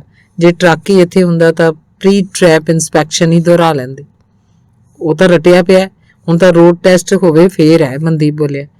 ਕਿੰਨਾ ਕੁ ਚਿਰ ਹੋ ਗਿਆ ਲੈਸਨ ਲੈਂਦਿਆਂ ਨੂੰ? 2 ਮਹੀਨੇ ਹੋ ਚੱਲੇ ਆ। ਵਾਅਦਾ ਕੀਤਾ ਸੀ ਮਹੀਨੇ ਦੇ ਵਿੱਚ ਹੀ ਰੋਡ ਟੈਸਟ ਦਵਾ ਦਊਂਗਾ, ਤੇ ਜੇ ਇਹਦੀ 2 ਮਹੀਨੇ ਵਾਲੇ ਦੀ ਹਾਲੇ ਵਾਰੀ ਨਹੀਂ ਆਈ ਤਾਂ ਮੇਰੀ 12 ਦਿਨ ਵਾਲੇ ਦੀ ਕਦੋਂ ਆਈ? 12 ਦਿਨਾਂ ਵਾਲੇ ਦੀ ਕਦੋਂ ਆਈ? ਕਰਨਵੀਰ ਨੇ ਸੋਚਿਆ, ਪਰ ਉਹਨੇ ਇਸ ਤਰ੍ਹਾਂ ਕਿਹਾ ਨਹੀਂ। ਉਹ ਬੋਲਿਆ, ਵਾਅਦਾ ਤਾਂ ਮੇਰੇ ਨਾਲ ਵੀ ਇਹੀ ਕੀਤਾ ਹੈ, ਪਰ ਹੁਣ ਤੁਹਾਨੂੰ ਕਹਿੰਦਾ ਕੀ ਹੈ? ਅੱਜ ਰੋਡ ਟੈਸਟ ਬੁੱਕ ਕਰਦੇ ਆ, ਕੱਲ ਕਰਦੇ ਆ, ਆਖ ਛੱਡਦਾ। ਲੱਗਦਾ ਜੂਨ ਦਾ ਮਹੀਨਾ ਟਪਾਊਗਾ। ਸਾਰੇ ਜੂਨ ਤੋਂ ਪਹਿਲਾਂ ਲਾਇਸੈਂਸ ਲੈਣਾ ਚਾਹੁੰਦੇ ਆ, ਇਸੇ ਕਰਕੇ ਡੇਟਾਂ ਨਹੀਂ ਮਿਲਦੀਆਂ। ਉਹਨਾਂ ਕੋਲ ਆ ਕੇ ਖੜਦਾ ਇੱਕ ਹੋਰ ਸਿਖਾਂਦਰੂ ਬੋਲਿਆ, ਹਾਂ ਬਈ ਸੁਰਜੀਤ ਆ ਗਿਆ। ਫਿਰ ਲਾਰੇ ਨਾ ਲਾਵੇ, ਸਿੱਧਾ ਆਖ ਦੇਵੇ, ਮੈਂ ਤਾਂ $1000 ਦੇ ਬੈਠਾ, ਨਹੀਂ ਤਾਂ ਕੋਈ ਹੋਰ ਸਕੂਲ ਦੇਖ ਲੈਂਦਾ। ਉਧਰੋਂ ਰੂਲ ਚੇਂਜ ਹੋ ਜਾਣੇ ਆ, ਮਨਦੀਪ ਬੋਲਿਆ। ਸਿਰੇ ਸੱਟ ਟਰੱਕ ਡਰਾਈਵਿੰਗ ਸਕੂਲ ਵਾਲਾ ਦਰਸ਼ਨ ਕਹਿੰਦਾ ਹੈ ਰੋਡ ਟੈਸਟ ਦਿਵਾ ਦਿੰਦਾ। ਉਹਦੇ ਕੋਲ ਹੁੰਦੀਆਂ ਡੇਟਾਂ, ਪਰ ਉਹ ਫੀਸ 2000 ਲੈਂਦਾ। ਨਾਲੇ ਸੁਣਦੇ ਆ ਕਿ ਹੈ ਕੱਬੇ ਨੂੰ ਤਾਂ ਝੱਲ ਲਾਂਗੇ, ਰੋਡ ਟੈਸਟ ਦਵਾਏ ਤਾਂ, ਪਰ ਉਹਨੂੰ ਕਿੱਥੋਂ ਮਿਲਦੀਆਂ ਡੇਟਾਂ? ਉਹਦੀਆਂ ਕਹਿੰਦੇ ਪਹਿਲਾਂ ਹੀ ਬੁੱਕ ਕੀਤੀਆਂ ਹੋਈਆਂ। ਹੁਣ ਉਹ ਨਾਮ ਬਦਲ ਕੇ ਦਵਾਈ ਜਾਂਦਾ ਰੋਡ ਟੈਸਟਾਂ, ਸੁਰਜੀਤ ਨੇ ਦੱਸਿਆ। ਕਰੀਏ ਪਤਾ ਫਿਰ ਉਹ ਤੋਂ, ਮਨਦੀਪ ਬੋਲਿਆ। ਮੈਨੂੰ ਵੀ ਲੈ ਚੱਲੋਗੇ ਵੀਰੇ? ਕਰਨਵੀਰ ਨੇ ਪੁੱਛਿਆ। ਠੀਕ ਹੈ, ਤਿੰਨੇ ਚੱਲਾਂਗੇ, ਹੋਰ ਕਿਸੇ ਕੋਲ ਗੱਲ ਨਹੀਂ ਕਰਨੀ। ਉਹਨਾਂ ਦੀ ਸਲਾਹ ਕਰਦਿਆਂ ਇੱਕ ਜਣਾ ਹੋਰ ਉੱਥੇ ਆ ਗਿਆ। ਉਹਨਾਂ ਨੇ ਆਪਣੀ ਗੱਲ ਦਾ ਵਿਸ਼ਾ ਬਦਲ ਲਿਆ। ਫਿਰ 3 ਸਿਖਾਂਦਰੂ ਹੋਰ ਆ ਗਏ। ਕੁਝ ਦੇਰ ਬਾਅਦ ਕਿਸੇ ਦਾ ਫੋਨ ਖੜਕਿਆ। ਫੋਨ ਸੁਣਨ ਤੋਂ ਬਾਅਦ ਸਾਰਿਆਂ ਨੂੰ ਬੋਲਿਆ, ਨਛੱਤਰ ਦਾ ਫੋਨ ਸੀ, ਕਹਿੰਦਾ ਘਰਾਂ ਨੂੰ ਵਗ ਜਾਓ, ਅੱਜ ਨਹੀਂ ਉਹ ਤੋਂ ਆ ਹੋਣਾ, ਕੋਈ ਜ਼ਰੂਰੀ ਕੰਮ ਹੈ ਉਹਨੂੰ। ਹੈ ਭਾ, ਰਾਤ ਫੋਨ ਕਰ ਦਿੰਦਾ ਤਾਂ ਮੈਂ ਕਿਉਂ ਛੁੱਟੀ ਕਰਦਾ ਅੱਜ ਦੀ? ਸੁਰਜੀਤ ਨੇ ਕਿਹਾ। ਕਰਨਵੀਰ ਨੇ ਸੁਰਜੀਤ ਵੱਲ ਦੇਖਿਆ। ਉਹ ਫੇਰ ਬੋਲਿਆ, ਇਹ ਸਸਤੇ ਹੋਣ ਕਰਕੇ ਅਸੀਂ ਆਪਣੇ ਬੱਚਿਆਂ ਵੱਲ ਭੱਜਦੇ ਹਾਂ। ਇਹ ਇਸ ਤਰ੍ਹਾਂ ਖਰਾਬ ਕਰਕੇ ਵੱਧਦਾ ਨੁਕਸਾਨ ਕਰ ਦਿੰਦੇ ਆ। ਐਵੇਂ ਹੀ ਹੈ। ਏਅਰ ਬ੍ਰੇਕਾਂ ਦਾ ਕੋਰਸ ਮੈਂ ਇੱਕ ਗੋਰੇ ਤੋਂ ਕੀਤਾ ਹੈ। 2 ਦਿਨ ਦਾ ਕੋਰਸ ਸੀ, ਕੋਈ ਖੱਜਲ ਖੁਆਰੀ ਨਹੀਂ। 2 ਦਿਨਾਂ 'ਚ ਹੀ ਕਰਕੇ ਪਾਸੇ ਕੀਤਾ, ਮਨਦੀਪ ਨੇ ਦੱਸਿਆ। ਹਾਂ, ਉਹਨੇ ਨਹੀਂ ਖਰਾਬ ਕੀਤਾ। ਕਰਨਵੀਰ ਨੇ ਹਾਜ਼ਰੀ ਲਵਾਈ। ਇਸ ਤਰ੍ਹਾਂ ਦੀਆਂ ਗੱਲਾਂ ਕਰਦੇ ਉਹ ਕੁਝ ਦੇਰ ਬਾਅਦ ਉੱਥੋਂ ਤੁਰ ਪਏ। ਸੁਰਜੀਤ ਤੇ ਮਨਦੀਪ ਦੇ ਮਗਰ ਹੀ ਕਰਨਦੀਪ ਤੁਰ ਪਿਆ। ਉਹ ਇੱਕ ਕਾਰ ਕੋਲ ਜਾ ਕੇ ਰੁਕ ਗਏ। ਖੜਦਿਆਂ ਹੀ ਕਰਨਵੀਰ ਬੋਲਿਆ, ਵੀਰੇ ਤੁਹਾਡੇ ਤੋਂ ਕੀ ਛੁਪਾਉਣਾ, ਮੈਂ ਇੱਥੇ ਵਿਜ਼ਿਟਰ ਵੀਜ਼ੇ ਤੇ ਆਇਆ। 6 ਮਹੀਨੇ ਦਾ ਵੀਜ਼ਾ ਸੀ। 1 ਮਹੀਨਾ ਮੈਂ ਉੱਥੇ ਹੀ ਜਕਾਂ ਤਕਾਂ 'ਚ ਹੀ ਲੰਘਾਤਾ। ਜੌਬ ਛੱਡ ਕੇ ਆਇਆ। ਜਿਸ ਦਿਨ ਤੁਸੀਂ ਗਏ ਮੈਨੂੰ ਵੀ ਲੈ ਚੱਲਿਓ। ਜਿੱਦਣ ਕਿ ਅੱਜ ਹੀ ਚੱਲਦੇ ਆ, ਬੈਠੋ ਕਾਰ 'ਚ। ਆਖਦਿਆਂ ਸੁਰਜੀਤ ਨੇ ਕਾਰ ਦਾ ਦਰਵਾਜ਼ਾ ਖੋਲ੍ਹ ਲਿਆ ਤੇ ਫਿਰ ਕਾਰ 'ਚ ਬੈਠ ਕੇ ਬੋਲਿਆ, ਮੈਂ ਤਾਂ ਊਬਰ ਦੇ ਡਰੋਂ ਲਾਇਸੈਂਸ ਲੈ ਰਿਹਾ।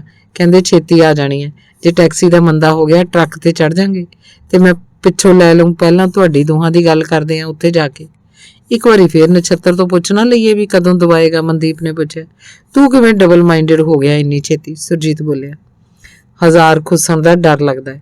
ਮੈਂ ਕੱਲ ਨਛੱਤਰ ਤੋਂ ਪੁੱਛਿਆ ਸੀ ਵੀ ਕਦੋਂ ਦਵਾਏਗਾ ਰੋਡ ਟੈਸਟ। ਕਹਿੰਦਾ ਹਾਲੇ ਤਾਂ ਕੋਈ ਹੈ ਨਹੀਂ ਅਪਾਇੰਟਮੈਂਟ। ਜਦੋਂ ਮਿਲੇਗੀ ਸਭ ਤੋਂ ਪਹਿਲਾਂ ਤੇਰਾ ਰੋਡ ਟੈਸਟ ਹੀ ਦਵਾਉਂ। ਤੂੰ ਪੁੱਛ ਕੇ ਦੇਖ ਲੈ, ਵੇਖਨੇ ਆ ਕੀ ਕਹਿੰਦਾ ਤੈਨੂੰ। ਮਨਦੀਪ ਨੇ ਨਛੱਤਰ ਨੂੰ ਫੋਨ ਮਿਲਾ ਲਿਆ। ਫਿਰ ਕੁਝ ਦੇਰ ਅੱਛਾ ਕਰਕੇ ਫੋਨ ਬੰਦ ਕਰਦਾ ਬੋਲਿਆ, ਮੈਨੂੰ ਵੀ ਇਦਾਂ ਹੀ ਕਹਿੰਦਾ। ਸਾਲਾ ਸਭ ਨੂੰ ਉੱਲੂ ਬਣਾਉਂਦਾ। ਛੋਟੇ ਭਾਈ ਕੀ ਨਾਂ ਸੀ ਦੱਸਿਆ? ਸੁਰਜੀਤ ਨੇ ਕਰਨਵੀਰ ਵੱਲ ਦੇਖਿਆ ਤੇ ਉਹਦੇ ਨਾਂ ਦੱਸਣ ਤੋਂ ਬਾਅਦ ਬੋਲੇ, ਹਾਂ ਕਰਨਵੀਰ, 10 ਕੁ ਮਿੰਟਾਂ ਨੂੰ ਤੂੰ ਫੋਨ ਕਰੀ, ਦੇਖਦੇ ਹਾਂ ਕੀ ਕਹਿੰਦਾ। ਇਹੀ ਲਾਰਾ ਉਹਨੂੰ ਲਾਊ, ਮਨਦੀਪ ਬੋਲਿਆ। ਉਹੀ ਗੱਲ ਹੋਈ। ਕਰਨਵੀਰ ਨੂੰ ਵੀ ਉਹੀ ਜਵਾਬ ਮਿਲਿਆ। ਸਿਰੇ ਸੱਟ ਡਰਾਈਵਿੰਗ ਸਕੂਲ ਪਹੁੰਚ ਕੇ ਕਰਨਵੀਰ ਦੋਨਾਂ ਦੇ ਮਗਰ ਦਫ਼ਤਰ ਅੰਦਰ ਚਲਾ ਗਿਆ ਤੇ ਸੁਰਜੀਤ ਬੋਲਿਆ, ਅਸੀਂ ਘੈਂਟ ਟਰੱਕ ਡਰਾਈਵਰ ਸਕੂਲ 'ਚ ਟ੍ਰੇਨਿੰਗ ਲੈਂਦੇ ਆ। ਉਹਨੇ ਮਹੀਨੇ 15 ਦਿਨਾਂ 'ਚ ਰੋਡ ਟੈਸਟ ਦਿਵਾਉਣ ਦਾ ਵਾਅਦਾ ਕੀਤਾ ਸੀ, ਪਰ ਉਹਨੂੰ ਹੁਣ ਕਹਿੰਦਾ ਹੈ ਨਹੀਂ ਡੇਟਾਂ। ਤੁਸੀਂ ਦੱਸੋ ਕਦੋਂ ਦਵਾ ਸਕਦੇ ਹੋ ਰੋਡ ਟੈਸਟ? ਸਹੀ ਦੱਸਿਓ, ਸਾਡੀ ਭਕਾਈ ਨਾ ਕਰਾਇਓ। ਟਰੱਕ ਚਲਾ ਲੈਂਦੇ ਆ ਥੋੜਾ ਬਹੁਤਾ। ਸਿੱਧਾ ਤਾਂ ਚਲਾ ਲੈਣਾ, ਬੈਕ ਲਾਉਣ ਦੀ ਪ੍ਰੋਬਲਮ ਹੈ ਥੋੜੀ ਜੀ। ਆ ਕੇ ਸੁਰਜੀਤ ਨੇ ਮਨਦੀਪ ਤੇ ਕਰਨਵੀਰ ਵੱਲ ਦੇਖਿਆ। ਹਾਂਜੀ, ਬੈਕ ਹੀ ਦੀ ਚਾਹੀਦੀ ਹੈ ਪ੍ਰੈਕਟਿਸ, ਮਨਦੀਪ ਨੇ ਕਿਹਾ ਤੇ ਕਰਨਵੀਰ ਨੇ ਵੀ ਹਾਮੀ ਸਿਰ ਹਿਲਾਤਾ। ਗੱਲ ਏਦਾਂ ਬਈ, ਅੱਜ ਹੋ ਗਈ 27 ਫਰਵਰੀ, 27 ਮਾਰਚ ਤੱਕ ਤਿੰਨਾਂ ਦੇ ਰੋਡ ਟੈਸਟ ਦਵਾ ਦੂੰ। ਮੈਂ ਕੋਈ ਬੁਲਸ਼ਿਟ ਨਹੀਂ ਕਰਦਾ। ਮੇਰੇ ਕੋਲ 2 ਟਰੱਕ ਹੈ ਤੇ ਅਸੀਂ ਸਿਖਾਉਣ ਵਾਲੇ ਵੀ ਆ 2। ਡਾਲਰ ਲੱਗੂ 2000, 1500 ਪਹਿਲਾਂ, 500 ਰੋਡ ਟੈਸਟ ਵਾਲੇ ਦਿਨ। ਕਰਨਵੀਰ ਸੋਚਣ ਲੱਗਾ, ਇਸੇ ਤਰ੍ਹਾਂ ਹੀ ਨਛੱਤਰ ਨੇ ਪਹਿਲੇ ਦਿਨ ਕਿਹਾ ਸੀ 1500 ਲੱਗੇਗਾ, 500 ਪਹਿਲਾਂ, 500 2 ਹਫ਼ਤਿਆਂ ਬਾਅਦ ਤੇ 500 ਰੋਡ ਟੈਸਟ ਵਾਲੇ ਦਿਨ। ਰੋਡ ਟੈਸਟ ਦੀ ਗਰੰਟੀ ਚਾਹੀਦੀ ਹੈ। 1500 ਰੋਡ ਟੈਸਟ ਵਾਲੇ ਦਿਨ ਲੈ ਲਿਓ, 500 ਪਹਿਲਾਂ, ਸੁਰਜੀਤ ਨੇ ਕਿਹਾ। ਤੁਹਾਨੂੰ ਮੈਂ ਪਹਿਲਾਂ ਦੱਸਿਆ ਵੀ ਮੈਂ ਕੋਈ ਬੁਲਸ਼ਿਟ ਨਹੀਂ ਕਰਦਾ ਹੁੰਦਾ। ਸਾਰਿਆਂ ਨਾਲੋਂ ਪੁਰਾਣਾ ਸਕੂਲ ਹੈ। ਆ ਜਿਹੜੇ ਰੋਡ ਟੈਸਟ ਲੈਂਦੇ ਆ ਅੱਧਿਓਂ ਵੱਧ ਮੇਰੇ ਸਿਖਾਏ ਵੇ ਆ। ਜਿੱਥੋਂ ਮਰਜ਼ੀ ਪੁੱਛ ਲਿਓ, ਮੇਰੇ ਸਿਰੇ ਸੱਟ ਵਾਲੇ ਦਰਸ਼ਨ ਦਾ ਨਾਂ। ਰੂਲ ਸਾਰਿਆਂ ਲਈ ਇੱਕੋ ਹੀ ਹੈ, 1500 ਪਹਿਲਾਂ। ਬੈਕ ਲਾਉਣੀ ਕਦੋਂ ਸਿਖਾਉਂਦੇ ਆ? ਸੁਰਜੀਤ ਨੇ ਪੁੱਛਿਆ। ਸਵੇਰੇ 1 ਘੰਟਾ ਰੋਡ ਤੇ ਲਿਜਾਨੇ ਆ ਸਾਰਿਆਂ ਨੂੰ। ਸ਼ਾਮ ਨੂੰ 5 ਤੋਂ 8 ਮਿਨਿਸਟਰੀ ਦੀ ਬਿਲਡਿੰਗ ਪਿੱਛੇ ਪਾਰਕਿੰਗ ਦੀ ਪ੍ਰੈਕਟਿਸ ਕਰਾਉਣੇ ਆ, ਜਿੱਥੇ ਉਹਨੇ ਰੋਡ ਟੈਸਟ ਵਾਲੇ ਦਿਨ ਬੈਕ ਲਵਾ ਕੇ ਦੇਖਣੀ ਹੈ। ਮੈਂ ਕਰਦਾ ਜੌਬ, ਮੈਥੋਂ 2 ਵਾਰ ਨਹੀਂ ਆ ਹੋਣਾ। ਇਸੇ ਦੁੱਖੋਂ ਮੈਂ ਉਧਰੋਂ ਛੱਡਣਾ। ਪੱਕਾ ਟਾਈਮ ਦਿਓਗੇ ਸ਼ਾਮ ਦਾ? ਠੀਕ ਹੈ, ਸ਼ਾਮ ਨੂੰ 6:30 ਆ ਜਾਇਆ ਕਰੀ ਬੈਕ ਦੀ ਪ੍ਰੈਕਟਿਸ ਲਈ। ਜਿੱਦਣ ਰੋਡ ਟੈਸਟ ਹੋਇਆ ਉਦੋਂ 2-3 ਗੇੜੇ ਉਸੇ ਰੂਟ ਤੋਂ ਕਢਾ ਦੇਵਾਂਗੇ ਜਿਸ ਤੇ ਰੋਡ ਟੈਸਟ ਲੈਂਦੇ ਆ। ਆ ਜਿਓ ਫਿਰ ਕੱਲ ਤੋਂ, ਫੀਸ ਲੈ ਆਇਓ। ਚੈੱਕ ਜਾਂ ਕ੍ਰੈਡਿਟ ਕਾਰਡ ਲੈ ਲੈਂਦੇ ਹੋ? ਕਰਨਵੀਰ ਨੇ ਪੁੱਛਿਆ। ਫਿਰ ਟੈਕਸ ਲੱਗੂ, ਕੈਸ਼ ਹੀ ਲੈ ਆਇਓ। ਦਫ਼ਤਰ ਤੋਂ ਬਾਹਰ ਆ ਕੇ ਕਰਨਵੀਰ ਨੇ ਉੱਥੋਂ ਸਿੱਖ ਦੇ ਸਿਖਾਂਦਰੂਆਂ ਦੀ ਭਾਲ 'ਚ ਆਸੇ-ਪਾਸੇ ਦੇਖਿਆ। ਉੱਥੇ ਉਹਨੂੰ ਕੋਈ ਵੀ ਸਿਖਾਂਦਰੂ ਨਾ ਦਿਸਿਆ। ਉਹਨੇ ਸੋਚਿਆ ਕਿ ਇਸ ਸਕੂਲ 'ਚ ਸਾਰਾ ਕੁਝ ਸਿਸਟਮ ਨਾਲ ਚੱਲਦਾ ਹੋਵੇਗਾ। ਨਛੱਤਰ ਵਾਲੇ ਸਕੂਲ 'ਚ ਤਾਂ 15-20 ਜਣੇ ਆਪਣੀ ਵਾਰੀ ਦੀ ਉਡੀਕ 'ਚ ਹਮੇਸ਼ਾ ਹੀ ਖੜੇ ਰਹਿੰਦੇ ਆ। ਕਰਨਵੀਰ ਇਹ ਸੋਚ ਹੀ ਰਿਹਾ ਸੀ ਕਿ ਮਨਦੀਪ ਦੀ ਆਵਾਜ਼ ਉਹਦੇ ਕੰਨੀ ਪਈ। ਬੋਲਿਆ, ਲਾਇਸੈਂਸ ਲੈਣ ਤੋਂ ਤੇ ਕੁਝ ਜ਼ਿਆਦਾ ਹੀ ਖਰਚਾ ਹੋ ਰਿਹਾ। ਕੀ ਕਰੀਏ ਵੀਰੇ ਜਦੋਂ ਫਸ ਗਏ ਆ? ਕਰਨਵੀਰ ਨੇ ਜਵਾਬ ਦਿੱਤਾ। ਉਹ ਦੋਨੋਂ ਡਿਕਸੀ ਗੁਰਦੁਆਰੇ ਵੱਲ ਤੁਰ ਪਏ ਸੀ। ਸੁਰਜੀਤ ਨੇ ਕਿਸੇ ਹੋਰ ਪਾਸੇ ਜਾਣਾ ਸੀ। ਮਨਦੀਪ ਕੁਝ ਪਲ ਚੁੱਪ ਰਿਹਾ, ਫਿਰ ਬੋਲਿਆ, ਮੈਂ ਵੀ ਤੇਰੇ ਵਾਂਗ ਵਿਜ਼ਟਰ ਹੀ ਹਾਂ। ਸਗੋਂ ਟਰੱਕ ਸਿੱਖਣ ਵਾਲੇ ਬਹੁਤੇ ਵਿਜ਼ਟਰ ਹੀ ਹੈ, ਜਾਂ ਇੰਟਰਨੈਸ਼ਨਲ ਸਟੂਡੈਂਟ, ਜਾਂ ਊਬਰ ਆਉਣ ਦੇ ਡਰੋਂ ਕੁਝ ਟੈਕਸੀਆਂ ਵਾਲੇ ਆ। ਤਾਂ ਹੀ ਇੰਨਾ ਕਾਠ ਵੱਜਿਆ। ਪੈਸੇ ਹੁਣ ਬੰਦਾ ਇੰਡੀਆ ਤੋਂ ਕਿੰਨੇ ਕੁ ਮੰਗਵਾਈ ਜਾਏ? ਔਖਾ ਤਾਂ ਹੈ। ਮੈਂ ਬੈਠਾ ਵੀ ਰਿਸ਼ਤੇਦਾਰਾਂ ਦੇ ਘਰੇ ਆ। ਪਹਿਲੀ ਵਾਰ ਕਿਤੇ ਹੱਥ ਨਹੀਂ ਪਿਆ, 5 ਮਹੀਨੇ ਲਾ ਕੇ ਮੁੜ ਗਿਆ ਸੀ। ਹੁਣ ਦੂਜੀ ਵਾਰ ਆਇਆ ਜ਼ਮੀਨ ਵੇਚ ਕੇ। ਅੱਛਾ, ਕੀ ਕਰੀਏ? ਪਿੱਛੇ ਚੰਗੇ ਹੁੰਦੇ ਤਾਂ ਇੱਥੇ ਕਿਉਂ ਆਉਂਦੇ? ਇੱਕ ਵਾਰੀ ਕਿਤੇ ਹੱਥ ਅੜੇ ਤਾਂ ਨਿਆਣੇ ਵੀ ਸੱਦ ਲਵਾਂ, ਪਰ ਹੱਥ ਅੜਦਾ ਹੀ ਨਹੀਂ ਦਿੰਦਾ ਕਿਤੇ। ਦਿਨੋਂ ਦਿਨ ਲੱਗੇ ਤੁਰੀ ਜਾਂਦੇ ਆ। ਕਰਨਵੀਰ ਦੇ ਚਿੱਤ 'ਚ ਆਈ ਵੀ ਕਹੇ, ਭਰਾਵਾ ਪਹਿਲਾਂ ਰੋਡ ਟੈਸਟ ਤੂੰ ਦੇ ਲਈ। ਪਰ ਉਹਨੇ ਹਾਲੇ ਕਿਹਾ ਨਹੀਂ ਸੀ ਕਿ ਉਹਨੂੰ ਮਨਦੀਪ ਦੀ ਫੇਰ ਆਵਾਜ਼ ਸੁਣੀ। ਉਹ ਆਖ ਰਿਹਾ ਸੀ, ਊਂ ਜੇ ਕਿਸੇ ਸਟੈਂਡਰਡ ਦੇ ਸਕੂਲ ਤੋਂ ਸਹੀ ਤਰੀਕੇ ਨਾਲ ਟ੍ਰੇਨਿੰਗ ਲੈਣੀ ਹੋਵੇ ਤਾਂ 3 ਮਹੀਨੇ ਲੱਗਦੇ ਆ।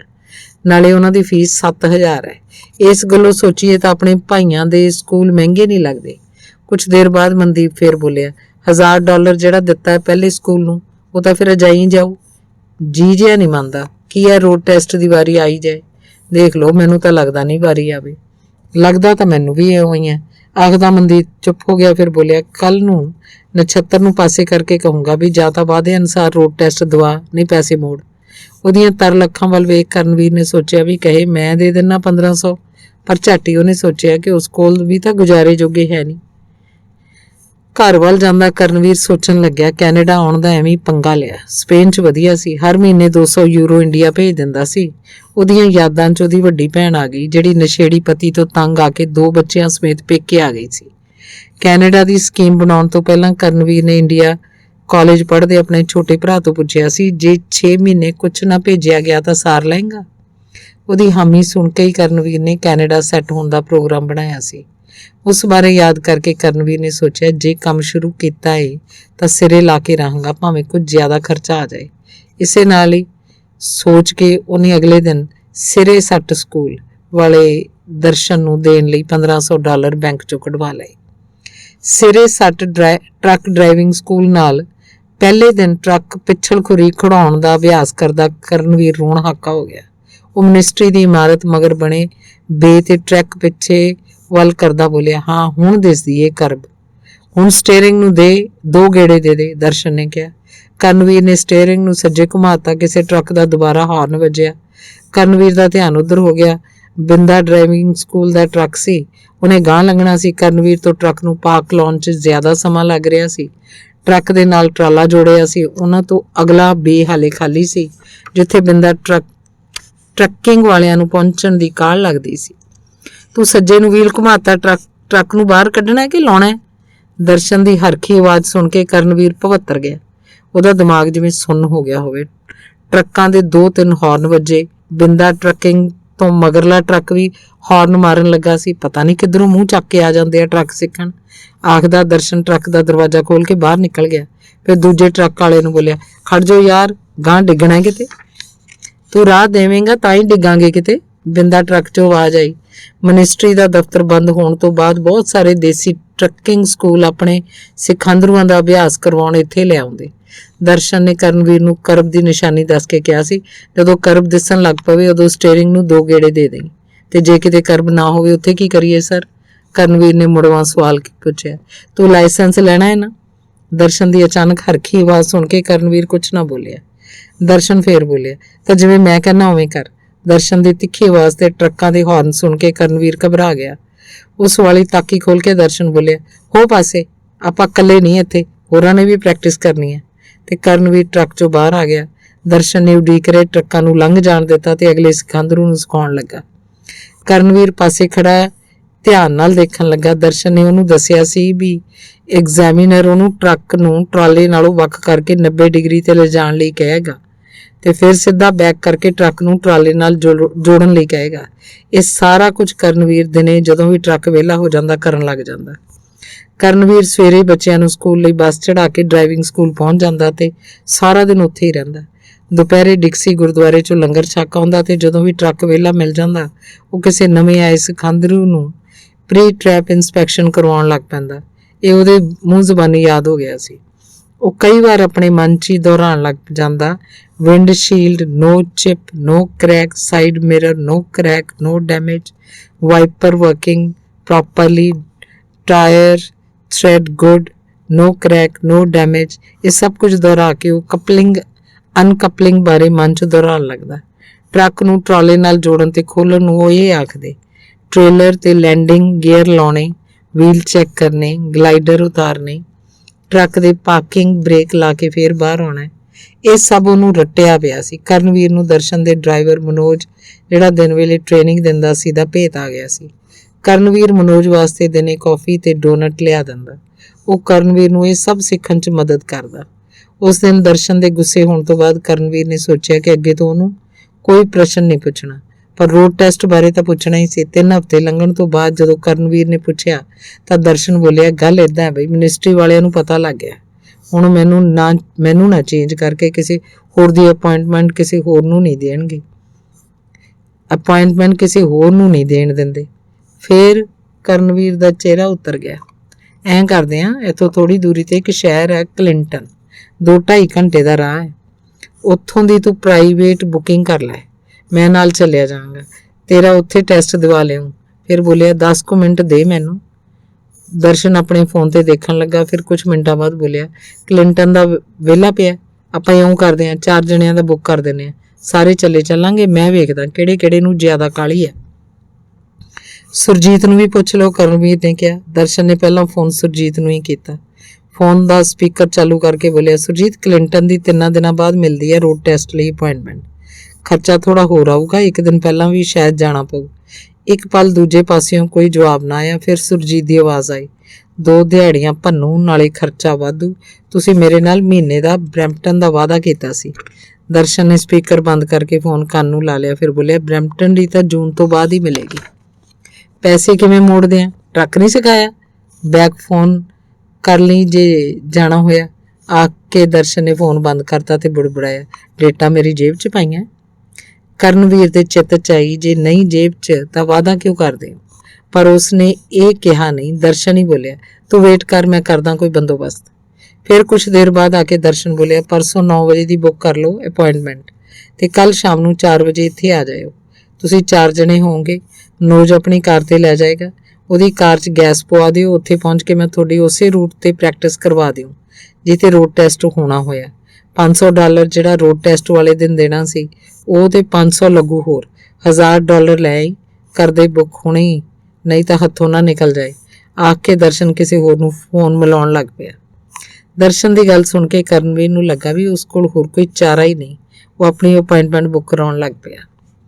ਘਰ ਵੱਲ ਵਾਪਸ ਜਾਂਦਾ ਕਰਨਵੀਰ ਵਧੀਆ ਸਕੂਲ ਵਾਲੇ ਅੰਕਲ ਬਾਰੇ ਸੋਚਣ ਲੱਗਾ, ਜਿਹੜਾ ਉਹਨੂੰ ਕਾਰ ਦਾ ਰੋਡ ਟੈਸਟ ਦਿਵਾਉਣ ਲਾਗਲੇ ਸ਼ਹਿਰ ਔਰੇਂਜਵਿਲ ਲੈ ਗਿਆ। ਉਦੋਂ ਕਾਰ ਦਾ ਡਰਾਈਵਿੰਗ ਟੈਸਟ ਪਾਸ ਹੋਣ ਦੀ ਖੁਸ਼ੀ 'ਚ ਕਰਨਵੀਰ ਨੂੰ ਵਾਧੂ ਖਰਚੇ ਡਾਲਰ ਚੁਭਣੋਂ ਹਟ ਗਏ। ਪਰ ਦਰਸ਼ਨ ਦੀ ਕਲਿੰਟਨ ਸ਼ਹਿਰ ਜਾ ਕੇ ਟਰੱਕ ਦਾ ਰੋਡ ਟੈਸਟ ਦੇਣ ਦੀ ਗੱਲ ਸੁਣ ਕੇ ਕਰਨਵੀਰ ਨੂੰ ਵੀ ਉਹ ਵਾਧੂ ਖਰਚੇ ਡਾਲਰ ਰੜਕਣ ਲੱਗ ਪਏ।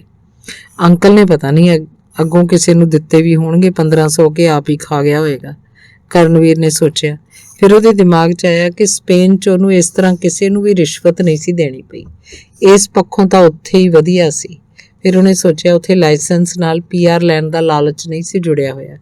ਕਿਤੇ ਦਰਸ਼ਨ ਵੀ ਅੰਕਲ ਵਾਂਗ ਹੋਰ ਪੈਸੇ ਬਣਾਉਣ ਦੇ ਲਾਲਚ ਵਿੱਚ ਤਾਂ ਨਹੀਂ ਸਾਨੂੰ ਬਾਹਰਲੇ ਸ਼ਹਿਰ ਲੈ ਕੇ ਚੱਲਿਆ। ਉਹਨੇ ਸੋਚਿਆ, ਫਿਰ ਜੇ ਹੋਊਗਾ ਵੀ ਤਾਂ ਕੀ ਕਰ ਸਕਦਾ, ਹੋਰ ਕੋਈ ਰਾਹ ਵੀ ਤਾਂ ਨਹੀਂ। ਸੋਚ ਕੇ ਕਰਨਵੀਰ ਨੇ ਆਪਣੇ ਆਪ ਨੂੰ ਸਮਝਾ ਲਿਆ। ਕਾਂਡ 5ਵਾਂ, ਗੁਰਸੀਰ।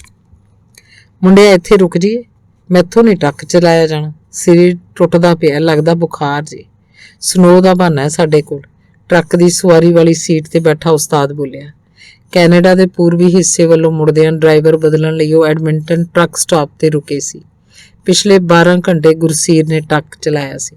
ਸਨੋ ਇੰਨੀ ਨਹੀਂ ਉਸਤਾਦ, ਤੁਰੇ ਚੱਲਦੇ ਹਾਂ, ਕੱਲ ਨੂੰ ਅਮਰਤ ਦੀ ਜੌਬ ਇੰਟਰਵਿਊ ਹੈ, ਉਹਨੂੰ ਨਾਲ ਲੈ ਕੇ ਜਾਣਾ। ਗੁਰਸੀਰ ਨੇ ਜਵਾਬ ਦਿੱਤਾ। ਕਿਸੇ ਹੋਰ ਨੂੰ ਆ ਕੇ ਛੱਡ ਲੈ ਜਾਏਗਾ ਉਹਨੂੰ, ਬੱਸ ਤੇ ਨਹੀਂ ਜਾ ਸਕਦੀ ਉਹ। ਬੱਸਾਂ ਦਾ ਉਹਨੂੰ ਬਹੁਤਾ ਹਿਸਾਬ ਨਹੀਂ ਆਇਆ, ਹਾਲੇ ਡਰਦੀ ਹੈ ਇਕੱਲੀ ਜਾਣੋ। ਕਹਿੰਦੀ ਇਹ ਜੌਬ ਮਿਲ ਜਾਣੀ ਹੈ, ਅਰਜੈਂਟ ਲੋੜ ਹੈ ਕਿਸੇ ਕੰਪਨੀ ਨੂੰ। ਅਪਲਾਈ ਕਰਨ ਸਾਰ ਅਗਲਿਆਂ ਨੇ ਇੰਟਰਵਿਊ ਲਈ ਸੱਦ ਲਿਆ। ਉਸਤਾਦ ਕੁਝ ਦੇਰ ਚੁੱਪ ਰਿਹਾ, ਫਿਰ ਬੋਲਿਆ, ਆਖ ਦੇ ਪਰਸੋਂ ਆ ਜਾਏਗੀ। ਐਂ ਕੌਣ ਮੰਨਦਾ ਉਸਤਾਦ, ਅਗਲਿਆਂ ਨੇ ਕਿਸੇ ਹੋਰ ਨੂੰ ਰੱਖ ਲੈਣਾ। ਤੂੰ ਇਉਂ ਕਰ ਉਸਤਾਦ, ਟੈਨਲ ਦੀ ਗੋਲੀ ਲੈ ਕੇ ਪੈ ਜਾ। ਮੈਂ ਵੈਲਮਾਊਂਟ ਦੀ ਸਕੇਲ ਤੋਂ ਥੋੜਾ ਜਿਹਾ ਉਰਾਂ ਤੱਕ ਲਈ ਜਾਣਾ, ਉਦੋਂ ਤੱਕ ਤੇਰਾ ਬੁਖਾਰ ਠੀਕ ਹੋ ਜਾਊ।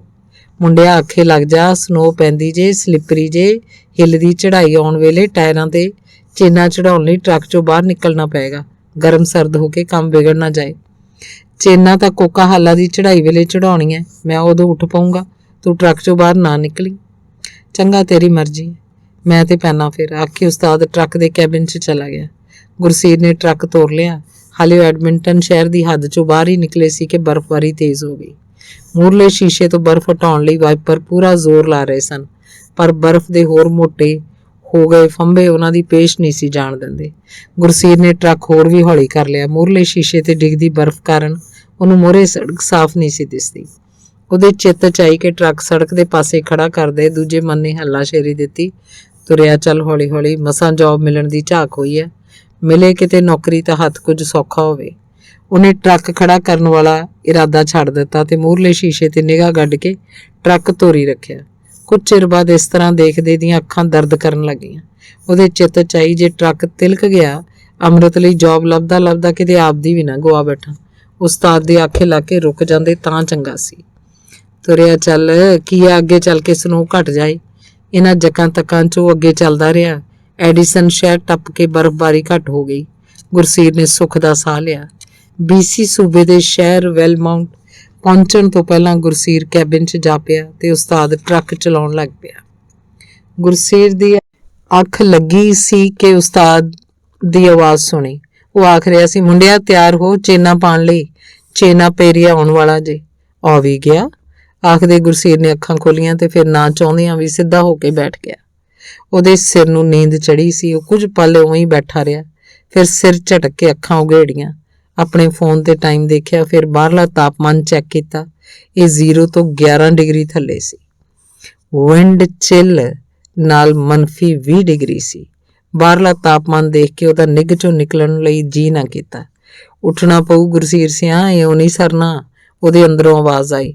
ਉਹਨੇ ਆਪਣਾ ਹੱਥ ਸਿਰ ਤੇ ਫੇਰਿਆ, ਸਿਰ ਤੇ ਲਈ ਟੂਕ ਠੀਕ ਕੀਤੀ, ਸਰਕ ਗਈਆਂ ਜੁਰਾਬਾਂ ਨੂੰ ਖਿੱਚ ਕੇ ਉੱਪਰ ਕੀਤਾ, ਜੈਕਟ ਪਾ ਕੇ ਚਿਹਰੇ ਦੇ ਨੰਗੇ ਹਿੱਸੇ ਦੁਆਲੇ ਗਲੂ ਬੰਦ ਲਪੇਟਿਆ। ਬੂਟਾਂ ਦੇ ਤਸਮੇ ਬੰਨਣ ਤੋਂ ਬਾਅਦ ਦਸਤਾਨੇ ਚੜਾ ਲਏ। ਇੰਨੀ ਦੇਰ 'ਚ ਉਸਤਾਦ ਨੇ ਟਰੱਕ ਚੇਨਾ ਪੇਰੀਏ 'ਚ ਰੋਕ ਲਿਆ। ਇੱਥੋਂ ਪਹਾੜ ਦੀ ਚੜ੍ਹਾਈ ਸ਼ੁਰੂ ਹੁੰਦੀ ਸੀ ਤੇ ਚੜ੍ਹਾਈ ਚੜ੍ਹਦਿਆਂ ਟਰੱਕ ਨੂੰ ਤਿਲਕਣ ਤੋਂ ਬਚਾਉਣ ਲਈ ਉਹਨੇ ਟਾਇਰਾਂ ਉੱਪਰ ਚੇਨਾਂ ਚੜਾਉਣੀਆਂ ਸੀ। ਗੁਰਸੀਰ ਨੇ ਕੈਬਿਨ 'ਚੋਂ ਬਾਹਰ ਆ ਕੇ ਟਰੱਕ ਦੀ ਖਿੜਕੀ ਖੋਲੀ। ਹਵਾ ਨਾਲ ਉੱਡਦੀ ਬਰਫ਼ ਧੁੱਸ ਦੇ ਕੇ ਟਰੱਕ ਅੰਦਰ ਵੜ ਗਈ। ਡਰਾਈਵਰ ਸੀਟ ਤੇ ਬੈਠਾ ਉਸਤਾਦ ਚੀਕਿਆ, ਉਹ ਛੇਤੀ ਬੰਦ ਕਰ, ਅੱਗ ਲਾ ਇਹਨੂੰ, ਮੈਨੂੰ ਫੇਰ ਬਿਮਾਰ ਕਰੇਗਾ। ਗੁਰਸੀਰ ਨੇ ਧੁੜਤੁੜੀ ਲਈ ਤੇ ਟਰੱਕ 'ਚੋਂ ਬਾਹਰ ਆ ਗਿਆ। ਚਾਰੇ ਪਾਸੇ ਬਰਫ਼ ਹੀ ਬਰਫ਼ ਸੀ। ਭਾਵੇਂ ਨਵੀਂ ਨਹੀਂ ਸੀ ਪੈ ਰਹੀ, ਪਰ ਪਹਿਲਾਂ ਹੀ ਪਈ ਹਵਾ ਨਾਲ ਉੱਡ ਕੇ ਸਰੀਰ ਅੰਦਰ ਸੱਲ ਕਰ ਰਹੀ ਸੀ। ਜਦੋਂ ਗੁਰਸੀਰ ਨੇ ਟੂਲ ਬਾਕਸ 'ਚੋਂ ਬਾਹਰ ਕੱਢਣ ਲਈ ਸੰਗਲਾਂ ਨੂੰ ਹੱਥ ਪਾਇਆ, ਉਹ ਬਰਫ਼ 'ਚ ਲੱਗੇ ਪਏ ਸੀ। ਉਹਨੇ ਛੇਤੀ ਨਾਲ ਇੱਕ ਪਾਸੇ ਦੇ ਸੰਗਲ ਕੱਢੇ, ਪਿਛਲੇ ਟਾਇਰਾਂ ਹੇਠ ਵਿਛਾਉਣ ਹੀ ਲੱਗਾ ਸੀ ਕਿ ਸਾਂ ਕਰਦੀ ਹਵਾ ਨੇ ਗੁਰਸੀਰ ਨੂੰ ਬਰਫ਼ ਨਾਲ ਭਰਤਾ। ਉਹ ਆਪਣੀਆਂ ਅੱਖਾਂ ਦੁਆਲਿਓਂ ਬਰਫ਼ ਝਾੜਨ ਲੱਗਾ। ਉਹਦੇ ਹੱਥ ਦਸਤਾਨਿਆਂ ਵਿੱਚ ਵੀ ਸੁੰਨ ਹੋ ਗਏ। ਨੱਕ ਦੀ ਸਾਹ ਲੈਣ ਜੋਗੀ ਛੱਡੀ ਨੰਗੀ ਥਾਂ ਸੁਰਖ ਹੋ ਗਈ ਤੇ ਚਿਮਨੀਆਂ ਤੇ ਬਰਫ਼ ਦੇ ਫੰਬੇ ਟਿਕ ਗਏ। ਫਿਰ ਉਹਨੇ ਦੂਜੇ ਪਾਸੇ ਦੇ ਟਾਇਰਾਂ ਪਿੱਛੇ ਸੰਗਲ ਵਿਛਾ ਕੇ ਉੱਚੀ ਆਵਾਜ਼ 'ਚ ਕਿਹਾ, ਉਸਤਾਦ ਕਰ ਬੈਕ ਟਰੱਕ। ਟਰੱਕ ਦੇ ਪਿੱਛੇ ਹੋਣ ਤੋਂ ਬਾਅਦ ਗੁਰਸੀਰ ਨੇ ਸੰਗਲਾਂ ਟਾਇਰਾਂ ਦੁਆਲੇ ਵਲਾ ਦਿੱਤੀਆਂ ਤੇ ਕੁੰਡੀਆਂ ਫਸਾਉਣ ਲਈ ਨੀਵਾਂ ਹੋਇਆ ਹੀ ਸੀ ਕਿ ਫਿਰ ਬਰਫ਼ ਉਡਾਉਂਦੀ ਸ਼ੂਕਦੀ ਹਵਾ ਨੇ ਉਹਦੇ ਪੈਰ ਉਖਾੜ ਦਿੱਤੇ। ਉਹ ਫਿਰ ਬਰਫ਼ ਝਾੜਨ ਲੱਗਾ। ਬਰਫ਼ ਝਾੜ ਕੇ ਉਹ ਸੰਗਲ ਦੀਆਂ ਕੁੰਡੀਆਂ ਮੇਲਣ ਦੀ ਕੋਸ਼ਿਸ਼ ਕਰਨ ਲੱਗਾ, ਪਰ ਦਸਤਾਨਿਆਂ 'ਚ ਢਕੇ ਹੱਥਾਂ ਨਾਲ ਉਹ ਆਪਸ 'ਚ ਮਿਲ ਨਹੀਂ ਸੀ ਰਹੀਆਂ। ਗੁਰਸੀਰ ਨੇ ਦਸਤਾਨੇ ਲਾ ਲਏ। ਕੁੰਡੀ ਫਸਾਉਣ ਦੀ ਕੋਸ਼ਿਸ਼ ਕਰਦਿਆਂ ਹੱਥ ਨੀਲੇ ਹੋ ਗਏ। ਕੁੰਡੀਆਂ ਫੇਰ ਵੀ ਨਹੀਂ ਮਿਲੀਆਂ। ਠੰਡ ਨਾਲ ਸੁੰਨੇ ਹੋਏ ਹੱਥਾਂ ਤੋਂ ਦਿਮਾਗ ਦੇ ਆਦੇਸ਼ ਦੀ ਪਾਲਣਾ ਨਹੀਂ ਸੀ ਹੋ ਰਹੀ। ਕੁੰਡੀ ਕਦੇ ਗਾਂਹ ਹੋ ਜਾਂਦੀ, ਕਦੇ ਪਿੱਛੇ ਰਹਿ ਜਾਂਦੀ। ਪਿਛਲੇ ਪਾਸੇ ਹੁੰਦੀ ਬਰਫੀਲੀ ਵਿਛਾੜ ਕੱਪੜਿਆਂ ਦੀਆਂ ਤਹਿਆਂ ਵਿੱਚ ਦੀ ਪਿੱਠ 'ਚ ਛੇਕ ਕਰੀ ਜਾਂਦੀ। ਗੁਰਸੀਰ ਕੁਛ ਦੇਰ ਟਿੱਲ ਲਾਉਂਦਾ ਰਿਹਾ, ਫਿਰ ਸੰਗਲ ਛੱਡ ਕੇ ਟਰੱਕ ਦੀ ਬਾਰੀ ਵੱਲ ਹੋ ਗਿਆ। ਉਹਨੂੰ ਆਪਣੇ ਪੈਰ ਵੀ ਸੁੰਨ ਹੋ ਗਏ ਲੱਗੇ। ਟਰੱਕ 'ਚ ਚੜ੍ਹਨ ਲਈ ਉਹਨੇ ਡੰਡੇ ਨੂੰ ਹੱਥ ਪਾਇਆ, ਪਰ ਬਰਫ਼ 'ਚ ਲੱਗੇ ਹੱਥਾਂ ਤੋਂ ਚੰਗੀ ਤਰ੍ਹਾਂ ਫੜ ਨਾ ਹੋਇਆ ਤੇ ਗੁਰਸੀਰ ਪਿੱਠ ਪਰਨੇ ਡਿੱਗ ਪਿਆ। ਉਸਤਾਦ ਤੇਜ਼ੀ ਨਾਲ ਟਰੱਕ 'ਚੋਂ ਉਤਰਿਆ। ਬਰਫ਼ ਦਾ ਹੱਲਾ ਉਹਦੇ ਚਿਹਰੇ ਤੇ ਵੀ ਹੋ ਗਿਆ। ਉਹਨੇ ਚਿਹਰੇ ਦੁਆਲੇ ਗਲੂਬੰਦ ਵੀ ਨਹੀਂ ਸੀ ਲਪੇਟਿਆ ਹੋਇਆ ਤੇ ਨਾ ਹੀ ਵੱਡਾ ਕੋਟ ਪਾਇਆ ਸੀ। ਉਹ ਇੱਕ ਹੱਥ ਨਾਲ ਮੂੰਹ ਤੇ ਪਈ ਬਰਫ਼ ਝਾੜਦਾ ਤੇ ਦੂਜੀ ਬਾਂਹ ਨਾਲ ਉੱਡਦੀ ਬਰਫ਼ ਤੋਂ ਮੂੰਹ ਲੁਕਾਉਂਦਾ ਹੋਇਆ ਗੁਰਸੀਰ ਵੱਲ ਵਧਿਆ। ਉਹ ਕੂਣੀਆਂ ਸਹਾਰੇ ਉੱਠਣ ਦੀ ਕੋਸ਼ਿਸ਼ ਕਰ ਰਿਹਾ ਸੀ। ਉਸਤਾਦ ਉਹਨੂੰ ਬਾਹੋਂ ਫੜ ਕੇ ਖੜਾ ਕਰਦਾ ਬੋਲਿਆ, ਨਾਲੇ ਆਪ ਮਰਦਾ ਹੈ ਜੇ, ਨਾਲੇ ਮੈਨੂੰ ਠੰਡ ਨਾਲ ਮਾਰਨ ਡਿਆ ਜੇ, ਸੱਟ ਤੋਂ ਬਚਾ ਜੇ। ਗੁਰਸੀਰ ਨੇ ਹਾਂ 'ਚ ਸਿਰ ਹਿਲਾਇਆ। ਉਹਨੂੰ ਬਰਫ਼ ਨਾਲ ਲਿਬੜਿਆ ਦੇਖ ਕੇ ਉਸਤਾਦ ਨੇ ਹੱਸਦਿਆਂ ਕਿਹਾ, ਜਮਾਂ ਸਨੋਮੈਨ ਲੱਗਦਾ ਜੇ। ਫਿਰ ਸ਼ੂਕ ਦੀ ਹਵਾ ਵੱਲ ਪਿੱਠ ਕਰਕੇ ਉਸਤਾਦ ਨੇ ਗੁਰਸੀਰ ਉੱਪਰਲੀ ਬਰਫ਼ ਨੂੰ ਝਾੜਿਆ ਤੇ ਪਿੱਛੋਂ ਧੱਕ ਕੇ ਉਹਨੂੰ ਟਰੱਕ 'ਚ ਵਾੜਿਆ। ਜਮਾਂ ਸੁੰਨ ਹੋ ਗਏ ਆਖਦਾ ਗੁਰਸੀਰ ਟਰੱਕ ਦੀ ਸਵਾਰੀ ਵਾਲੀ ਸੀਟ ਤੇ ਟਿਕ ਗਿਆ। ਉਹਨੇ ਹੀਟ ਵੈਂਟ ਵਿੱਚੋਂ ਨਿਕਲਦੀ ਗਰਮ ਹਵਾ ਅੱਗੇ ਹੱਥ ਕਰਤੇ ਧੁੜਤੁੜੀ ਲੈਂਦਾ ਉਸਤਾਦ ਬੋਲਿਆ, ਤੂੰ ਕਿਸੇ ਕੰਜਰ ਦੇ ਆਖੇ ਨਹੀਂ ਜੇ ਲੱਗਦਾ। ਦਵਾ ਲਿਆ ਜੇ ਇੰਟਰਵਿਊ ਵਾਈਫ ਦੀ, ਲੈ ਲਿਆ ਜੇ ਸਵਾਦ, ਜੇ ਟੁੱਟ ਜਾਂਦਾ ਚੂਕਣਾ ਫੇਰ ਲੱਗਦਾ ਪਤਾ। ਉਸਤਾਦ ਉਹਨੂੰ ਹੋਰ ਵੀ ਤੱਤੀਆਂ ਸੁਣਾਉਂਦਾ ਰਿਹਾ। ਕੱਚਾ ਹੁੰਦਾ ਗੁਰਸੀਰ ਬੂਟਾਂ 'ਚ ਵੜ ਗਈ। ਬਰਫ਼ ਨੂੰ ਕੱਢਣ ਲਈ ਪੈਰਾਂ ਨਾਲ ਹੀ ਬੂਟ ਲਾਉਣ ਦੇ ਆਰ ਲੱਗ ਗਿਆ। ਉਸਤਾਦ ਨੇ ਹੀਟ ਫੁੱਲ ਕਰਤੀ ਸੀ। ਗੁਰਸੀਰ ਦੇ ਕਮੀਜ਼ ਹੇਠ ਵੀ ਬਰਫ਼ ਚਲੀ ਗਈ ਸੀ। ਬਨੈਣ ਗਿੱਲੀ ਹੋ ਗਈ ਸੀ। ਉਹਦਾ ਜੀ ਕੀਤਾ ਕੈਬਨ 'ਚ ਜਾ ਕੇ ਕੱਪੜੇ ਬਦਲ ਲਏ ਤੇ ਆਰਾਮ ਨਾਲ ਬਿਸਤਰੇ 'ਚ ਵੜ ਜਾਏ। ਫਿਰ ਉਹਦੇ ਚਿੱਤ 'ਚ ਆਈ ਵੀ 3-4 ਘੰਟਿਆਂ ਦੀ ਵਾਟ ਰਹਿ ਗਈ ਸੀ। ਥੋੜੀ ਜਿਹੀ ਹੋਰ ਤਕਲੀਫ ਪਿੱਛੇ ਢੇਰੀ ਢੋਣੀ ਠੀਕ ਨਹੀਂ ਸੀ। ਹੱਥ ਪੈਰ ਨਿੱਘੇ ਕਰਕੇ ਉਹ ਫਿਰ ਸੰਗਲ ਦੀਆਂ ਕੁੰਡੀਆਂ ਫਸਾਉਣ ਲਈ ਟਰੱਕ 'ਚੋਂ ਉਤਰ ਗਿਆ। ਕਾਂਬਾ ਲੱਥਣ ਤੋਂ ਬਾਅਦ ਉਹਦੀ ਅੱਖ ਲੱਗੀ ਸੀ ਕਿ ਪਹਾੜੀ ਦੀ ਢਲਾਣ ਮੁੱਕੇ ਤੋਂ ਟਾਇਰਾਂ ਤੋਂ ਸੰਗਣ ਲਾਉਣ ਲਈ ਉਸਤਾਦ ਨੇ ਮੁੜ ਉਹਨੂੰ ਜਗਾ ਲਿਆ। ਇਸ ਤੋਂ ਬਾਅਦ ਉਹ ਘੰਟਾ ਡੇਢ ਘੰਟਾ ਹੀ ਮਸਾਂ ਸੁੱਤਾ ਹੋਏਗਾ ਕਿ ਟਰੱਕ ਸਰੀ ਪਹੁੰਚ ਗਿਆ। 200 ਕਿਲੋਮੀਟਰ ਦੂਰ ਕੋਕਾਹਾਲਾ ਪਹਾੜੀ ਦੇ ਸਿਰੇ ਤੇ ਤਾਪਮਾਨ 0 ਡਿਗਰੀ ਤੋਂ ਥੱਲੇ ਸੀ। ਪਹਾੜੀਆਂ ਤੋਂ ਥੱਲੇ ਉਤਰ ਕੇ ਮੈਦਾਨੀ ਇਲਾਕੇ 'ਚ ਵੜਦਿਆਂ ਹੋਪ ਸ਼ਹਿਰ ਤੋਂ ਤਾਪਮਾਨ ਵਧਣਾ ਸ਼ੁਰੂ ਹੋ ਗਿਆ। ਸਮੁੰਦਰ ਦੇ ਨੇੜੇ ਸਰੀ ਸ਼ਹਿਰ 'ਚ 0 ਤੋਂ 4 ਡਿਗਰੀ ਉੱਪਰ ਹੋ ਗਿਆ। ਗੁਰਸੀਰ ਨੂੰ ਉਹਦੀ ਬੇਸਮੈਂਟ ਨੇੜੇ ਉਤਾਰ ਕੇ ਉਸਤਾਦ ਅੱਗੇ ਟਰੱਕ ਅਨਲੋਡ ਕਰਾਉਣ ਚਲਾ ਗਿਆ। ਗੁਰਸੀਰ ਦੇ ਘਰ ਪਹੁੰਚਦੇ ਅੱਗੋਂ ਅੰਮ੍ਰਿਤ ਤਿਆਰ ਖੜੀ ਸੀ। ਅੰਮ੍ਰਿਤ ਦਾ ਖਿੜਿਆ ਚਿਹਰਾ ਵੇਖ ਕੇ ਗੁਰਸੀਰ ਨੂੰ ਰਾਹ 'ਚ ਝੱਲੀ ਔਖਿਆਈ ਭੁੱਲ ਗਈ। ਗੁਰਸੀਰ ਛੇਤੀ 'ਚ ਨਹਾਤਾ, ਚਾਹ ਪੀਤੀ, ਅੰਮ੍ਰਿਤ ਨੂੰ ਨਾਲ ਲੈ ਕੇ ਬੱਸ ਸਟਾਪ ਵੱਲ ਤੁਰ ਪਿਆ। ਉਹਨਾਂ ਨੇ ਆਪੋ ਆਪਣੀਆਂ ਛਤਰੀਆਂ ਚੁੱਕ ਲਈਆਂ। ਬਾਹਰ ਮੀਂਹ ਪੈ ਰਿਹਾ ਸੀ ਤੇ ਜਦੋਂ ਦੀ ਅੰਮ੍ਰਿਤ ਸਰੀ ਪਹੁੰਚੀ ਸੀ ਮਹੀਨਾ ਭਰ ਤੋਂ ਮੀਂਹ ਪੈ ਰਿਹਾ ਸੀ। ਵਿੱਚ ਰੁਕ ਜਾਂਦਾ ਪਰ ਬੱਦਲ ਨਹੀਂ ਸੀ ਚੁੱਕੇ ਗਏ। ਬੱਸ ਸਟਾਪ ਉਹਨਾਂ ਦੇ ਘਰ ਤੋਂ 2 ਬਲਾਕਾਂ ਦੀ ਵਿੱਥ ਤੇ ਹੀ ਸੀ।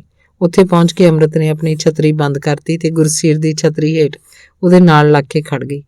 ਗੁਰਸੀਰ, ਇਹ ਨੌਕਰੀ ਤਾਂ ਲੱਗਦਾ ਮਿਲੀ ਜਾਊ, ਡਾਲਰ ਵੀ ਘੰਟੇ ਦੇ 17 ਲਿਖਿਆ ਹੋਇਆ ਸੀ। ਅੰਮ੍ਰਿਤ ਬੋਲੀ। ਅੱਛਾ, ਕਿਸੇ ਗੋਰੇ ਦੀ ਹੈ ਪੀਜ਼ਾ ਸ਼ਾਪ? ਗੁਰਸੀਰ ਨੇ ਹੈਰਾਨੀ ਭਰੀ ਖੁਸ਼ੀ 'ਚ ਪੁੱਛਿਆ।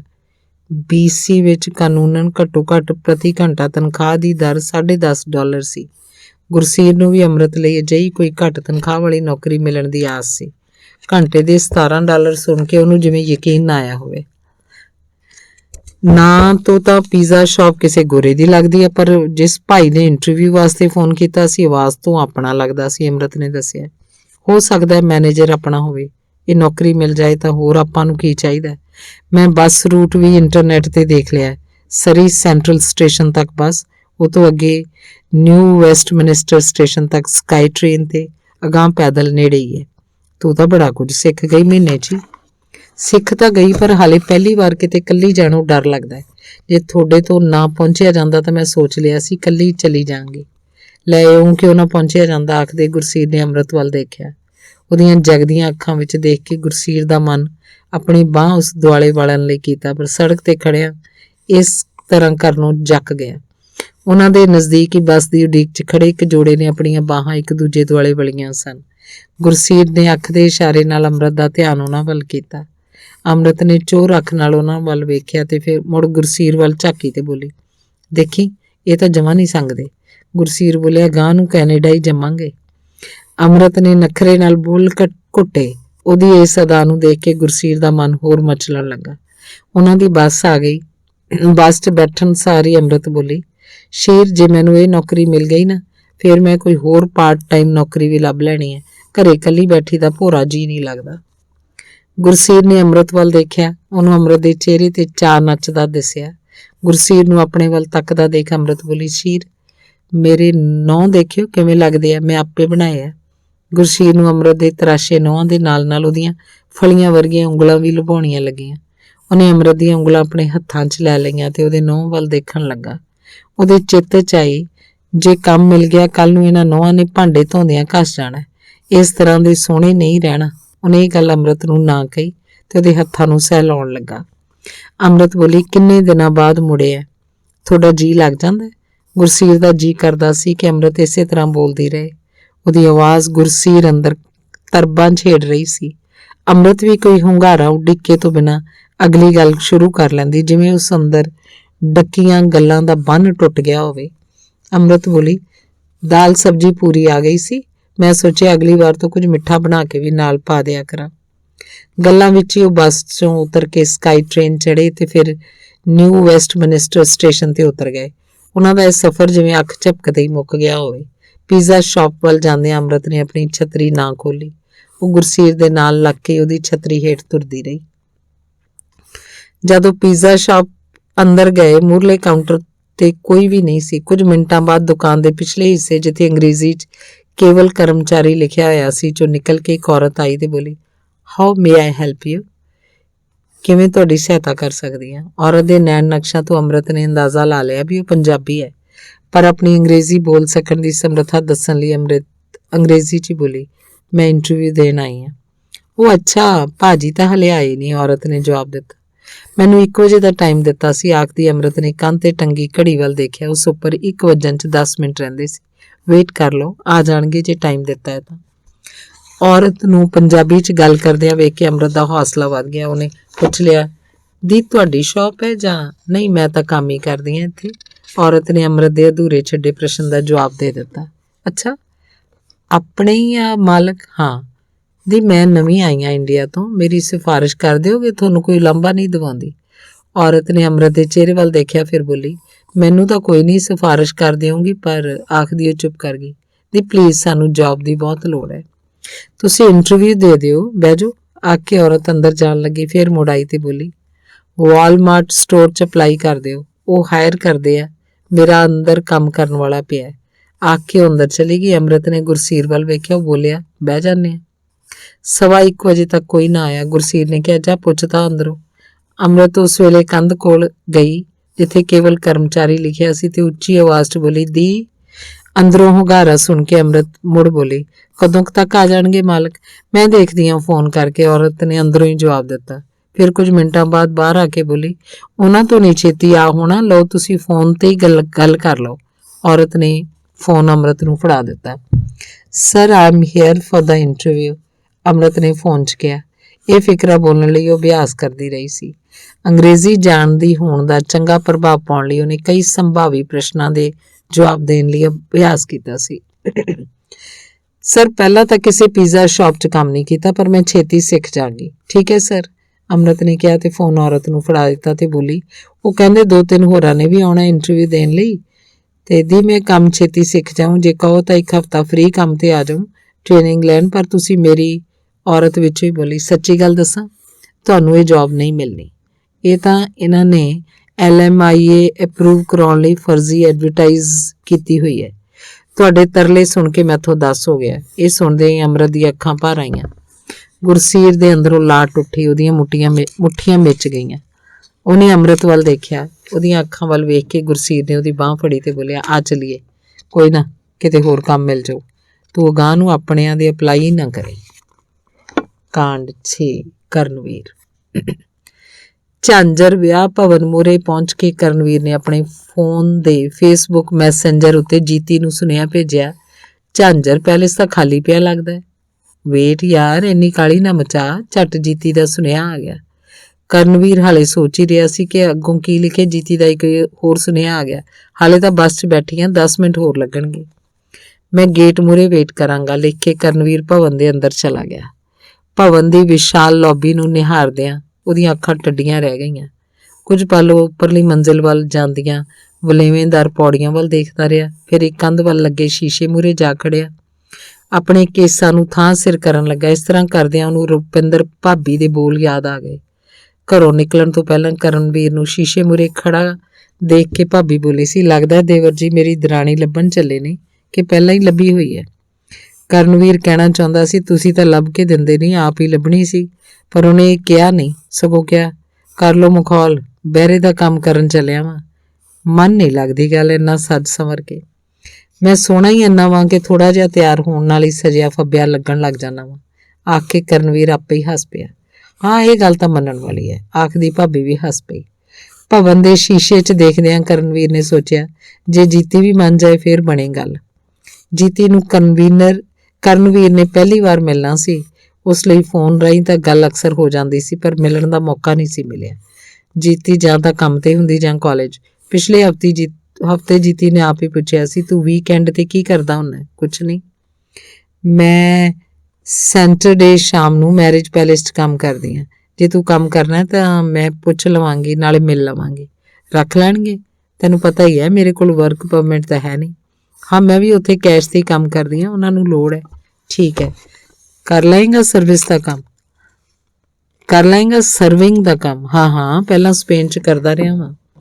ਕਰਨਵੀਰ ਨੂੰ ਕੰਮ ਨਾਲੋਂ ਜੀਤੀ ਨੂੰ ਮਿਲਣ ਦਾ ਵੱਧ ਚਾਅ ਸੀ। ਜਦੋਂ ਦਾ ਉਹਨੂੰ ਪਤਾ ਲੱਗਾ ਸੀ ਕਿ ਕੈਨੇਡਾ ਵਿੱਚ ਸਟੂਡੈਂਟ ਵੀਜ਼ੇ ਤੇ ਆਈ ਕੁੜੀ ਨਾਲ ਵਿਆਹ ਕਰਵਾ ਕੇ ਵੀ ਉਹਨੂੰ ਓਪਨ ਵਰਕ ਪਰਮਿਟ ਮਿਲ ਸਕਦਾ ਸੀ, ਉਹਨੇ ਫੇਸਬੁੱਕ ਤੇ ਬਹੁਤ ਸਾਰੀਆਂ ਇਸ ਤਰ੍ਹਾਂ ਦੀਆਂ ਕੁੜੀਆਂ ਨੂੰ ਫਰੈਂਡ ਰਿਕੁਐਸਟਾਂ ਭੇਜੀਆਂ ਸੀ।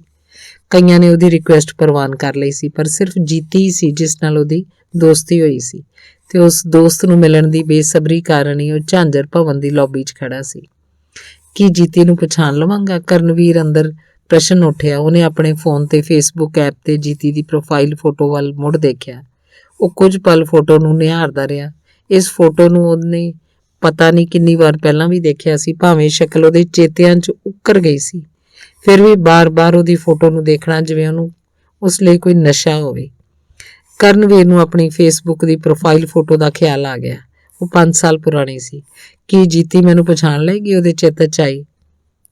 ਦੇਖਦੇ ਹਾਂ ਪਛਾਣਦੀ ਵੀ ਹੈ ਕਿ ਨਹੀਂ। ਇਹ ਸੋਚ ਕੇ ਕਰਨਵੀਰ ਲੌਬੀ 'ਚ ਹੀ ਖੜਾ ਰਿਹਾ, ਦਰਵਾਜ਼ੇ ਮੂਹਰੇ ਨਹੀਂ ਗਿਆ ਜਿੱਥੇ ਉਹਨੇ ਮਿਲਣ ਦਾ ਵਾਅਦਾ ਕੀਤਾ ਸੀ। ਉਹ ਸ਼ੀਸ਼ੇ ਦੇ ਦਰਵਾਜ਼ੇ ਰਾਹੀਂ ਬਾਹਰ ਵੱਲ ਵੇਖਦਾ ਰਿਹਾ। ਅੰਦਰੋਂ ਦੇਖਿਆ ਬਾਹਰ ਸਭ ਕੁਝ ਦਿਸਦਾ ਸੀ, ਪਰ ਬਾਹਰੋਂ ਅੰਦਰ ਕੁਝ ਨਹੀਂ ਸੀ ਦਿਸਦਾ। ਕਰਨਵੀਰ ਨੂੰ 2 ਕੁੜੀਆਂ ਭਵਨ ਵੱਲ ਆਉਂਦੀਆਂ ਦਿਸੀਆਂ। ਉਹਨੇ ਜੀਤੀ ਨੂੰ ਝਟ ਪਛਾਣ ਲਿਆ। ਪ੍ਰੋਫਾਈਲ ਫੋਟੋ ਤੇ ਉਹਦਾ ਚਿਹਰਾ ਹੀ ਦਿਸਦਾ ਸੀ, ਉਹਦੇ ਕੱਦ ਕਾਠ ਬਾਰੇ ਨਹੀਂ ਸੀ ਪਤਾ ਲੱਗਦਾ। ਕਰਨਵੀਰ ਨੂੰ ਇਹ ਆਪਣੇ ਚਿਤਵੇ ਹੋਏ ਵਰਗਾ ਹੀ ਲੱਗਾ। 5 ਫੁੱਟ 6 ਇੰਚ ਦੇ ਕਰੀਬ ਕੱਦ, ਦਰਮਿਆਨੀ ਕਾਠੀ ਜਿਹੜੀ ਪਹਿਨੇ ਹੋਏ ਕੋਟ ਕਾਰਨ ਦਰਮਿਆਨੇ ਤੋਂ ਵੱਧ ਲੱਗਦੀ ਸੀ। ਕਰਨਵੀਰ ਆਪਣੇ ਫੋਨ ਵਿੱਚ ਰੁੱਝੇ ਹੋਣ ਦਾ ਨਾਟਕ ਕਰਨ ਲੱਗਾ। ਉਹਨੇ ਕਨੱਖੀਆਂ ਰਾਹੀਂ ਦੇਖਿਆ ਕਿ ਜੀਤੀ ਦਰਵਾਜ਼ੇ ਮੂਹਰੇ ਖੜੀ ਇੱਧਰ ਉੱਧਰ ਦੇਖ ਰਹੀ ਸੀ। ਫਿਰ ਉਹ ਆਪਣੇ ਫੋਨ ਤੇ ਉਂਗਲਾਂ ਚਲਾਉਣ ਲੱਗੀ। ਕਰਨਵੀਰ ਨੂੰ ਉਹਦਾ ਸੁਨੇਹਾ ਮਿਲ ਗਿਆ। ਉਹਨੇ ਲਿਖਿਆ ਸੀ, ਕਿੱਥੇ ਆ ਯਾਰ, ਤੁਹਾਡੀ ਉਡੀਕ 'ਚ ਖੜੇ। ਕਰਨਵੀਰ ਨੇ ਜਵਾਬ ਲਿਖ ਦਿੱਤਾ ਤੇ ਫਿਰ ਕਨੱਖੀਆਂ ਰਾਹੀਂ ਦੇਖਿਆ। ਜੀਤੀ ਫਿਰ ਇੱਧਰ ਉੱਧਰ ਦੇਖਣ ਲੱਗੀ ਸੀ ਤੇ ਫਿਰ ਉਹਨੇ ਦਰਵਾਜ਼ਾ ਖੋਲ੍ਹਿਆ। ਕਰਨਵੀਰ ਨੇ ਛੇਤੀ ਨਾਲ ਧੌਣ ਫੋਨ ਦੀ ਸਕਰੀਨ ਦੇ ਹੋਰ ਵੀ ਝੁਕਾ ਲਈ। ਅੰਦਰ ਆ ਕੇ ਜੀਤੀ ਨੇ ਕੁਝ ਪਲ ਕਰਨਵੀਰ ਵੱਲ ਦੇਖਿਆ, ਫਿਰ ਉਸ ਵੱਲ ਤੁਰ ਪਈ। ਕਰਨਵੀਰ ਘੁੱਟ ਵੱਟ ਕੇ ਆਪਣਾ ਹਾਸਾ ਰੋਕਦਾ ਰਿਹਾ, ਪਰ ਜੀਤੀ ਦੇ ਨੇੜੇ ਆਉਣ ਤੱਕ ਉਹਨੇ ਉਹ ਤੋਂ ਹੋਰ ਨਾਟਕ ਨਾ ਹੋਇਆ। ਉਹਨੇ ਆਪਣਾ ਚਿਹਰਾ ਤਾਂ ਕੀਤਾ ਤੇ ਹੱਸ ਪਿਆ। ਜੀਤੀ ਨੇ ਉਸ ਵੱਲ ਮੁੱਕੀ ਵੱਟੀ ਤੇ ਬੋਲੀ, ਤੈਨੂੰ ਲੱਗਦਾ ਸੀ ਕਿ ਮੈਨੂੰ ਸਿਆਣ ਨਹੀਂ ਆਉਣੀ? ਉਹ ਅੱਖਾਂ ਗੱਡ ਕੇ ਕਰਨਵੀਰ ਵੱਲ ਵੇਖਦੀ ਰਹੀ। ਕਰਨਵੀਰ ਦਾ ਜੀ ਕੀਤਾ ਕਿ ਪੁੱਛੇ, ਕਿਉਂ ਪਾਸ ਹਾਂ? ਪਰ ਉਹ ਜੱਕ ਗਿਆ। ਜੀਤੀ ਦੀਆਂ ਅੱਖਾਂ ਦੀ ਚਮਕ ਤੇ ਬੁੱਲਾਂ ਦੀ ਮੁਸਕਾਨ ਵੇਖ ਕੇ ਉਹਨੂੰ ਝਾਂਜਰ ਭਵਨ ਮਹਿਕ ਪਿਆ ਲੱਗਿਆ। ਉਹ ਜੀਤੀ ਦੇ ਨਾਲ ਭਵਨ ਦੀ ਰਸੋਈ ਵੱਲ ਚੱਲ ਪਿਆ। ਜੀਤੀ ਉਹਨੂੰ ਰਸੋਈ ਦੇ ਇੱਕ ਕੋਨੇ ਤੇ ਬਣੀ ਅਲਮਾਰੀ ਕੋਲ ਲੈ ਗਈ ਤੇ ਆਪਣਾ ਕੋਟ ਟੰਗਦਿਆਂ ਬੋਲੀ, 2 ਵੱਜ ਗਏ ਆ, ਆਜਾ ਛੇਤੀ ਕਰ, ਤੈਨੂੰ ਸੁਪਰਵਾਈਜ਼ਰ ਨਾਲ ਮਿਲਾਵਾਂ। ਉਹ ਟਾਈਮ ਦੀ ਬਹੁਤ ਸਟ੍ਰਿਕਟ ਆ। ਕਰਨਵੀਰ ਨੇ ਜੀਤੀ ਵੱਲ ਵੇਖਿਆ। ਕੋਟ ਲਾਉਣ ਤੋਂ ਬਾਅਦ ਹਲਕੇ ਹਰੇ ਰੰਗ ਦੀ ਟੀ-ਸ਼ਰਟ 'ਚੋਂ ਉਹਨੂੰ ਹੋਰ ਵੀ ਸੋਹਣੀ ਲੱਗੀ। ਉਹਦਾ ਜੀ ਕੀਤਾ ਕਹੇ, ਗੋਲੀ ਮਾਰ ਕੰਮ ਨੂੰ, ਚੱਲ ਕੇ ਤੇ ਬੈਠ ਕੇ ਇੱਕ ਦੂਜੇ ਵੱਲ ਵੇਖਦੇ ਰਹੀਏ। ਪਰ ਉਹਨੇ ਇਹ ਨਹੀਂ ਕਿਹਾ। ਆਪਣੀ ਜੈਕਟ ਲਾ ਕੇ ਉਹਨੇ ਜੀਤੀ ਦੇ ਕੋਟ ਦੇ ਨਾਲ ਟੰਗ ਦਿੱਤੀ ਤੇ ਦੋਨਾਂ ਨੂੰ ਆਪਸ 'ਚ ਖਹਿੰਦਿਆਂ ਵੇਖ ਉਹਦੇ ਚਿਹਰੇ ਤੇ ਮੁਸਕਾਨ ਆ ਗਈ। ਜੀਤੀ ਨੇ ਉਸ ਵੱਲ ਵੇਖਿਆ ਤੇ ਪੁੱਛਿਆ, ਕੀ ਲੱਭ ਗਿਆ ਜਿਹੜਾ ਇੰਨਾ ਖੁਸ਼ ਹੈ? ਕਰਨਵੀਰ ਤੋਂ ਤੂੰ ਨਹੀਂ ਆਖ ਹੋਇਆ। ਇਹਦੀ ਥਾਂ ਉਹਨੇ ਕਿਹਾ, ਚੱਲ ਸੁਪਰਵਾਈਜ਼ਰ ਨੂੰ ਮਿਲੀਏ। ਕਰਨਵੀਰ ਨੂੰ ਜੀਤੀ ਆਪਣੀ ਸੁਪਰਵਾਈਜ਼ਰ ਦਿਲਰੀਤ ਕੋਲ ਲੈ ਗਈ। ਉਸ ਕੋਲ 2 ਕੁੜੀਆਂ ਤੇ ਇੱਕ ਮੁੰਡਾ ਹੋਰ ਖੜੇ ਸੀ। ਕਰਨਵੀਰ ਨੂੰ ਉਹ ਵੀ ਜੀਤੀ ਦੇ ਹਾਣ ਦੇ ਹੀ 19-20 ਸਾਲ ਦੇ ਲੱਗੇ। ਦਿਲਜੀਤ ਉਹਨੂੰ 25 ਕੁ ਸਾਲਾਂ ਦੀ ਆਪਣੀ ਹਾਨਣ ਲੱਗੀ। ਜੀਤੀ ਦੀ ਸਾਥਣ ਵੀ ਉਹਨਾਂ 'ਚ ਆ ਖੜੀ, ਜਿਹੜੀ ਭਵਨ 'ਚ ਵੜਦਿਆਂ ਵਾਸ਼ਰੂਮਾਂ ਵੱਲ ਚਲੀ ਗਈ ਸੀ। ਦਿਲਰੀਤ ਦੱਸ ਰਹੀ ਸੀ, ਆਪਾਂ 125 ਟੇਬਲ ਲਾਉਣੇ ਆ, 8-8 ਕੁਰਸੀਆਂ ਇੱਕ ਟੇਬਲ ਦੁਆਲੇ, ਫਿਰ ਉੱਪਰ ਟੇਬਲ ਕਲੌਥ ਵਿਛਾਉਣੇ ਆ, ਫਿਰ ਟੇਬਲਾਂ ਦੀ ਡੈਕੋਰੇਸ਼ਨ ਕਰਨੀ ਆ। 6 ਵਜੇ ਤੋਂ ਪਹਿਲਾਂ ਆਪਾਂ ਇਹ ਸਾਰਾ ਡਨ ਕਰਨਾ ਹੈ। Okay, now let's move on guys. ਤੇ ਜਦੋਂ ਬੋਲ ਹਟੀ ਤਾਂ ਜੀਤੀ ਨੇ ਉਹਦੀ ਕਰਨਵੀਰ ਨਾਲ ਜਾਣ ਪਛਾਣ ਕਰਾਉਂਦਿਆਂ ਕਿਹਾ, ਇਹ ਮੇਰਾ ਫਰੈਂਡ ਕਰਨਵੀਰ ਆ, ਜਿਸ ਲਈ ਮੈਂ ਕੰਮ ਬਾਰੇ ਤੁਹਾਡੇ ਤੋਂ ਪੁੱਛਿਆ ਸੀ। ਦਿਲਰੀਤ ਨੇ ਕਰਨਵੀਰ ਵੱਲ ਵੇਖਿਆ। ਉਹ ਮੁਸਕਰਾ ਪਿਆ। ਦਿਲਰੀਤ ਕੁਝ ਪਲ ਉਹਦੇ ਚਿਹਰੇ ਵੱਲ ਦੇਖਦੀ ਰਹੀ। ਸ਼ਾਇਦ ਉਹਨੂੰ ਕਰਨਵੀਰ ਦੀ ਮੁਸਕਰਾਹਟ ਭਾ ਗਈ ਸੀ। ਉਹਨੇ ਸੰਭਲ ਕੇ ਪੁੱਛਿਆ, ਪਹਿਲਾਂ ਕੰਮ ਕੀਤਾ ਕਿਸੇ ਬੈਂਕੁਏਟ ਹਾਲ 'ਚ, ਰੈਸਟੋਰੈਂਟ 'ਚ ਕੀਤਾ? ਠੀਕ ਹੈ। ਫਿਰ ਉਹ ਜੀਤੀ ਵੱਲ ਦੇਖਦੀ ਬੋਲੀ, Jeeti, are you ਗੋਨਾ take your friend under your wings? Are you want me to? Jeeti, ਤੂੰ ਆਪਣੀ ਦੋਸਤ ਦੀ ਨਿਗਰਾਨੀ ਰੱਖੇਂਗੀ ਜਾਂ ਮੈਂ ਰੱਖਾਂ? Sure, I'll take care, Jeeti ਨੇ ਜਵਾਬ ਦਿੱਤਾ। ਕਰਨਵੀਰ ਖਿੜ ਗਿਆ। ਗੋਲ ਮੇਜ਼ਾਂ ਨੂੰ ਰੋੜ ਕੇ ਹਾਲ ਵਿੱਚ ਥਾਂ ਪਰ ਥਾਂ ਲਾਉਂਦਿਆਂ ਕਰਨਵੀਰ ਜਿਵੇਂ ਉੱਡ ਰਿਹਾ ਹੋਵੇ। ਜੀਤੀ ਦੇ ਨਾਲ ਕੰਮ ਕਰਵਾਉਂਦਿਆਂ ਉਹਨੂੰ ਪਤਾ ਹੀ ਨਾ ਲੱਗਾ ਕਿ ਕਦੋਂ 5:45 ਵੱਜ ਗਏ। ਸਮੇਂ ਦਾ ਤਾਂ ਉਹਨੂੰ ਉਦੋਂ ਪਤਾ ਲੱਗਾ ਜਦੋਂ ਦਿਲਰੀਤ ਨੇ ਤਾੜੀ ਮਾਰ ਕੇ ਕਿਹਾ ਸੀ, ਵੈਲ ਡਨ ਗਾਇਜ਼, ਹੁਣ ਬ੍ਰੇਕ ਲੈ ਲਓ। ਉਹਨਾਂ ਨੇ ਕੰਮ ਨਿਬੇੜ ਦਿੱਤਾ ਸੀ। ਉਹ ਰਸੋਈ 'ਚ ਜਾ ਕੇ ਪਕੌੜਿਆਂ ਨਾਲ ਚਾਹ ਪੀਣ ਲੱਗੇ। ਇਹ ਹਲਵਾਈ ਨੇ ਉਹਨਾਂ ਲਈ ਤਾਜ਼ੇ ਗਰਮ ਕੀਤੇ ਸੀ। ਉਹਨਾਂ ਦੇ ਚਾਹ ਪੀਂਦਿਆਂ ਹੀ ਇੱਕ 2-2 ਕਰਕੇ 10-11 ਮੁੰਡੇ ਹੋਰ ਆ ਗਏ ਸੀ। ਕਰਨਵੀਰ ਨੇ ਉਹਨਾਂ ਵੱਲ ਸੈਨਤ ਕਰਦਿਆਂ ਪੁੱਛਿਆ, ਇਹ ਜਿਹੜੇ ਹੁਣ ਆਏ ਨੇ ਇਹ 6 ਤੋਂ 12 ਕੰਮ ਕਰਨਗੇ। ਇਹ ਸਾਰੇ ਇਹਨਾਂ ਦੇ ਰੈਗੂਲਰ ਘੰਟਿਆਂ ਦੇ ਕੰਮ ਕਰਦੇ ਆ। ਹਾਲ ਵਾਲਿਆਂ ਦੇ ਝਾਂਜਰ ਰੈਸਟੋਰੈਂਟ 'ਚ ਕੰਮ ਕਰਦੇ ਆ। ਆਪਾਂ ਹੀ 6 ਜਣੇ ਦਿਹਾੜੀ ਤੇ ਆ, ਜੀਤੀ ਨੇ ਦੱਸਿਆ। ਦਿਹਾੜੀਏ ਆਖ ਕੇ ਕਰਨਵੀਰ ਹੱਸਿਆ। ਤੇਰਾ ਹਾਸਾ ਦੇਖਦੀ ਆਂ, ਚਾਹ ਤੋਂ ਬਾਅਦ ਕਿੱਧਰ ਜਾਂਦਾ ਹੈ? ਕਿਉਂ, ਚਾਹ ਤੋਂ ਬਾਅਦ ਕੀ ਹੈ? ਤੈਨੂੰ ਆਪ ਹੀ ਪਤਾ ਲੱਗ ਜਾਣਾ। ਔਖੀ ਜੌਬ ਤਾਂ ਹੁਣ ਸ਼ੁਰੂ ਹੋਣੀ ਆ, ਆਖਦੀ ਜੀਤੀ ਉੱਠ ਖਲੋਤੀ। ਕਰਨਵੀਰ ਵੀ ਖੜਾ ਹੋ ਗਿਆ। ਜੀਤੀ ਬੋਲੀ, ਮੈਂ ਕੱਪੜੇ ਬਦਲਾਵਾਂ। ਕਰਨਵੀਰ ਨੇ ਆਪਣੇ ਕੱਪੜਿਆਂ ਵੱਲ ਨਜ਼ਰ ਮਾਰੀ। ਉਹਦੇ ਕੁਛ ਪੁੱਛਣ ਤੋਂ ਪਹਿਲਾਂ ਹੀ ਜੀਤੀ ਨੇ ਕਿਹਾ, ਤੂੰ ਤਾਂ ਪਹਿਲਾਂ ਹੀ ਯੂਨੀਫਾਰਮ ਪਾ ਕੇ ਆਇਆ। ਇਹ ਆਖ ਕੇ ਜੀਤੀ ਤੁਰ ਪਈ। ਜਦੋਂ ਵਾਪਸ ਆਈ ਉਹਦੇ ਵੀ ਕਰਨਵੀਰ ਵਰਗੀ ਕਾਲੇ ਰੰਗ ਦੀ ਪੈਂਟ ਤੇ ਚਿੱਟੀ ਕਮੀਜ਼ ਪਾਈ ਸੀ। ਕਰਨਵੀਰ ਨੇ ਬਾਕੀ ਵਰਤਾਵਿਆਂ ਵੱਲ ਨਜ਼ਰ ਮਾਰੀ। ਸਾਰਿਆਂ ਨੇ ਇਹਨਾਂ ਰੰਗਾਂ ਦੇ ਕੱਪੜੇ ਪਾਏ ਸੀ। ਕਰਨਵੀਰ ਨੇ ਢੁਕਵੇਂ ਰੰਗ ਦੇ ਕੱਪੜੇ ਪਹਿਨਣ ਲਈ ਆਪਣੇ ਆਪ ਨੂੰ ਸ਼ਾਬਾਸ਼ ਦਿੱਤੀ। ਹਾਲ 'ਚ ਮਹਿਮਾਨ ਆਉਣੇ ਸ਼ੁਰੂ ਹੋ ਗਏ। ਕਰਨਵੀਰ ਮੇਜ਼ਾਂ ਤੇ ਪਕੌੜੇ ਵਰਤਾਉਣ ਲੱਗਾ। ਹਾਲੇ ਉਹ ਦੂਜੇ ਗੇੜੇ ਹੀ ਪਕੌੜੇ ਲੈ ਕੇ ਆਇਆ ਸੀ ਕਿ ਮੇਜ਼ ਤੇ ਪਲੇਟ ਰੱਖਦੇ ਨੂੰ ਇੱਕ ਔਰਤ ਨੇ ਪੁੱਛਿਆ, ਪੁੱਤ ਇੰਡੀਆ ਤੋਂ ਸਟੂਡੈਂਟ ਆਇਆ? ਕਰਨਵੀਰ ਨੂੰ ਆਪਣੀ ਸ਼ੇਵ ਕੀਤੀ ਦਾੜੀ ਦਾ ਮੁੱਲ ਪੈ ਗਿਆ ਲੱਗਾ। ਪਹਿਲਾਂ ਉਹ ਦਾੜੀ ਕਤਰਦਾ ਸੀ। ਉਹਨੇ ਜਵਾਬ ਦਿੱਤਾ, ਹਾਂਜੀ। ਉਹਨੇ ਹਾਲੇ ਉੱਥੇ ਪਿੱਠ ਕੀਤੀ ਸੀ ਕਿ ਉਹਦੇ ਕੰਨੀ ਉਸੇ ਔਰਤ ਦੀ ਆਵਾਜ਼ ਪਈ। ਉਹ ਨਾਲ ਬੈਠੇ ਨੂੰ ਆਖ ਰਹੀ ਸੀ, ਇਹਨੇ ਇੰਡੀਆ 'ਚ ਆਪਣੇ ਹੱਥੀਂ ਗਲਾਸ ਚੁੱਕ ਕੇ ਪਾਣੀ ਨਹੀਂ ਪੀਤਾ ਹੋਣਾ, ਤੇ ਇੱਥੇ ਦੇਖ ਲਾ ਜਿਹੋ ਜਿਹਾ ਮਰਜ਼ੀ ਕੰਮ ਹੋਵੇ। ਕਰਨਵੀਰ ਦੇ ਦਿਮਾਗ 'ਚ ਝੱਟ ਜੀਤੀ ਦੇ ਬੋਲ ਆ ਗਏ ਕਿ ਔਖੀ ਜੌਬ ਤਾਂ ਹੁਣ ਸ਼ੁਰੂ ਹੋਣੀ ਆ। ਵਾਪਸ ਮੁੜਦੇ ਨੂੰ ਮਿਲੀ ਜੀਤੀ ਨੂੰ ਉਸ ਕਿਹਾ, ਲੱਗ ਗਿਆ ਪਤਾ? ਕੀ? ਜਿਹੜਾ ਤੂੰ ਕਹਿੰਦੀ ਸੀ ਵੀ ਆਪੇ ਪਤਾ ਲੱਗ ਜਾਏਗਾ। ਕਿਉਂ, ਕਿਸੇ ਨੇ ਪਿਛਲਾ ਪਿੰਡ ਪੁੱਛ ਲਿਆ? ਨਹੀਂ, ਪੁੱਛਿਆ ਤਾਂ ਨਹੀਂ, ਪਰ ਲੱਗਦਾ ਹੈ ਪੁੱਛੇਗਾ ਜ਼ਰੂਰ ਕੋਈ। ਬਸ ਆਪਣਿਆਂ ਦੀ ਪਾਰਟੀ 'ਚ ਇਹੀ ਡਰ ਰਹਿੰਦਾ ਹੈ ਵੀ ਕੋਈ ਜਾਣ ਪਛਾਣ ਵਾਲਾ ਨਾ ਮਿਲ ਜਾਏ। ਜਦੋਂ ਕਿਸੇ ਹੋਰ ਕਮਿਊਨਿਟੀ ਦੀ ਪਾਰਟੀ ਹੁੰਦੀ ਹੈ ਉਦੋਂ ਬਿਨਾਂ ਝਿਜਕ ਕੰਮ ਕਰਦੇ ਰਹੀਦਾ। ਆਖਦੀ ਜੀਤੀ ਚਾਹ ਵਰਤਾਉਣ ਚਲੀ ਗਈ ਤੇ ਫਿਰ ਅਗਲੇ ਗੇੜੇ ਆਏ ਕਰਨਵੀਰ ਨੂੰ ਕਹਿੰਦੀ, ਕਰਨ ਯਾਰ ਤੂੰ ਇੱਧਰਲੇ ਟੇਬਲ ਕਵਰ ਕਰ, ਮੈਂ ਤੇਰੇ ਵਾਲੇ ਪਾਸੇ ਕਵਰ ਕਰਦੀ ਹਾਂ। ਠੀਕ ਹੈ, ਜਿਵੇਂ ਕਹੋ। ਆਪਣੇ ਬੰਦਿਆਂ ਨੂੰ ਪਤਾ ਨਹੀਂ ਕੀ ਮਿਲਦਾ ਹੈ, ਅਗਲੇ ਨੂੰ ਹੇਠ ਤੋਂ ਉੱਤੇ ਤੱਕ ਸਕੈਨ ਕਰ ਛੱਡਣਗੇ। ਜੀਤੀ ਨੇ ਨੀਵੀਂ ਆਵਾਜ਼ 'ਚ ਕਿਹਾ।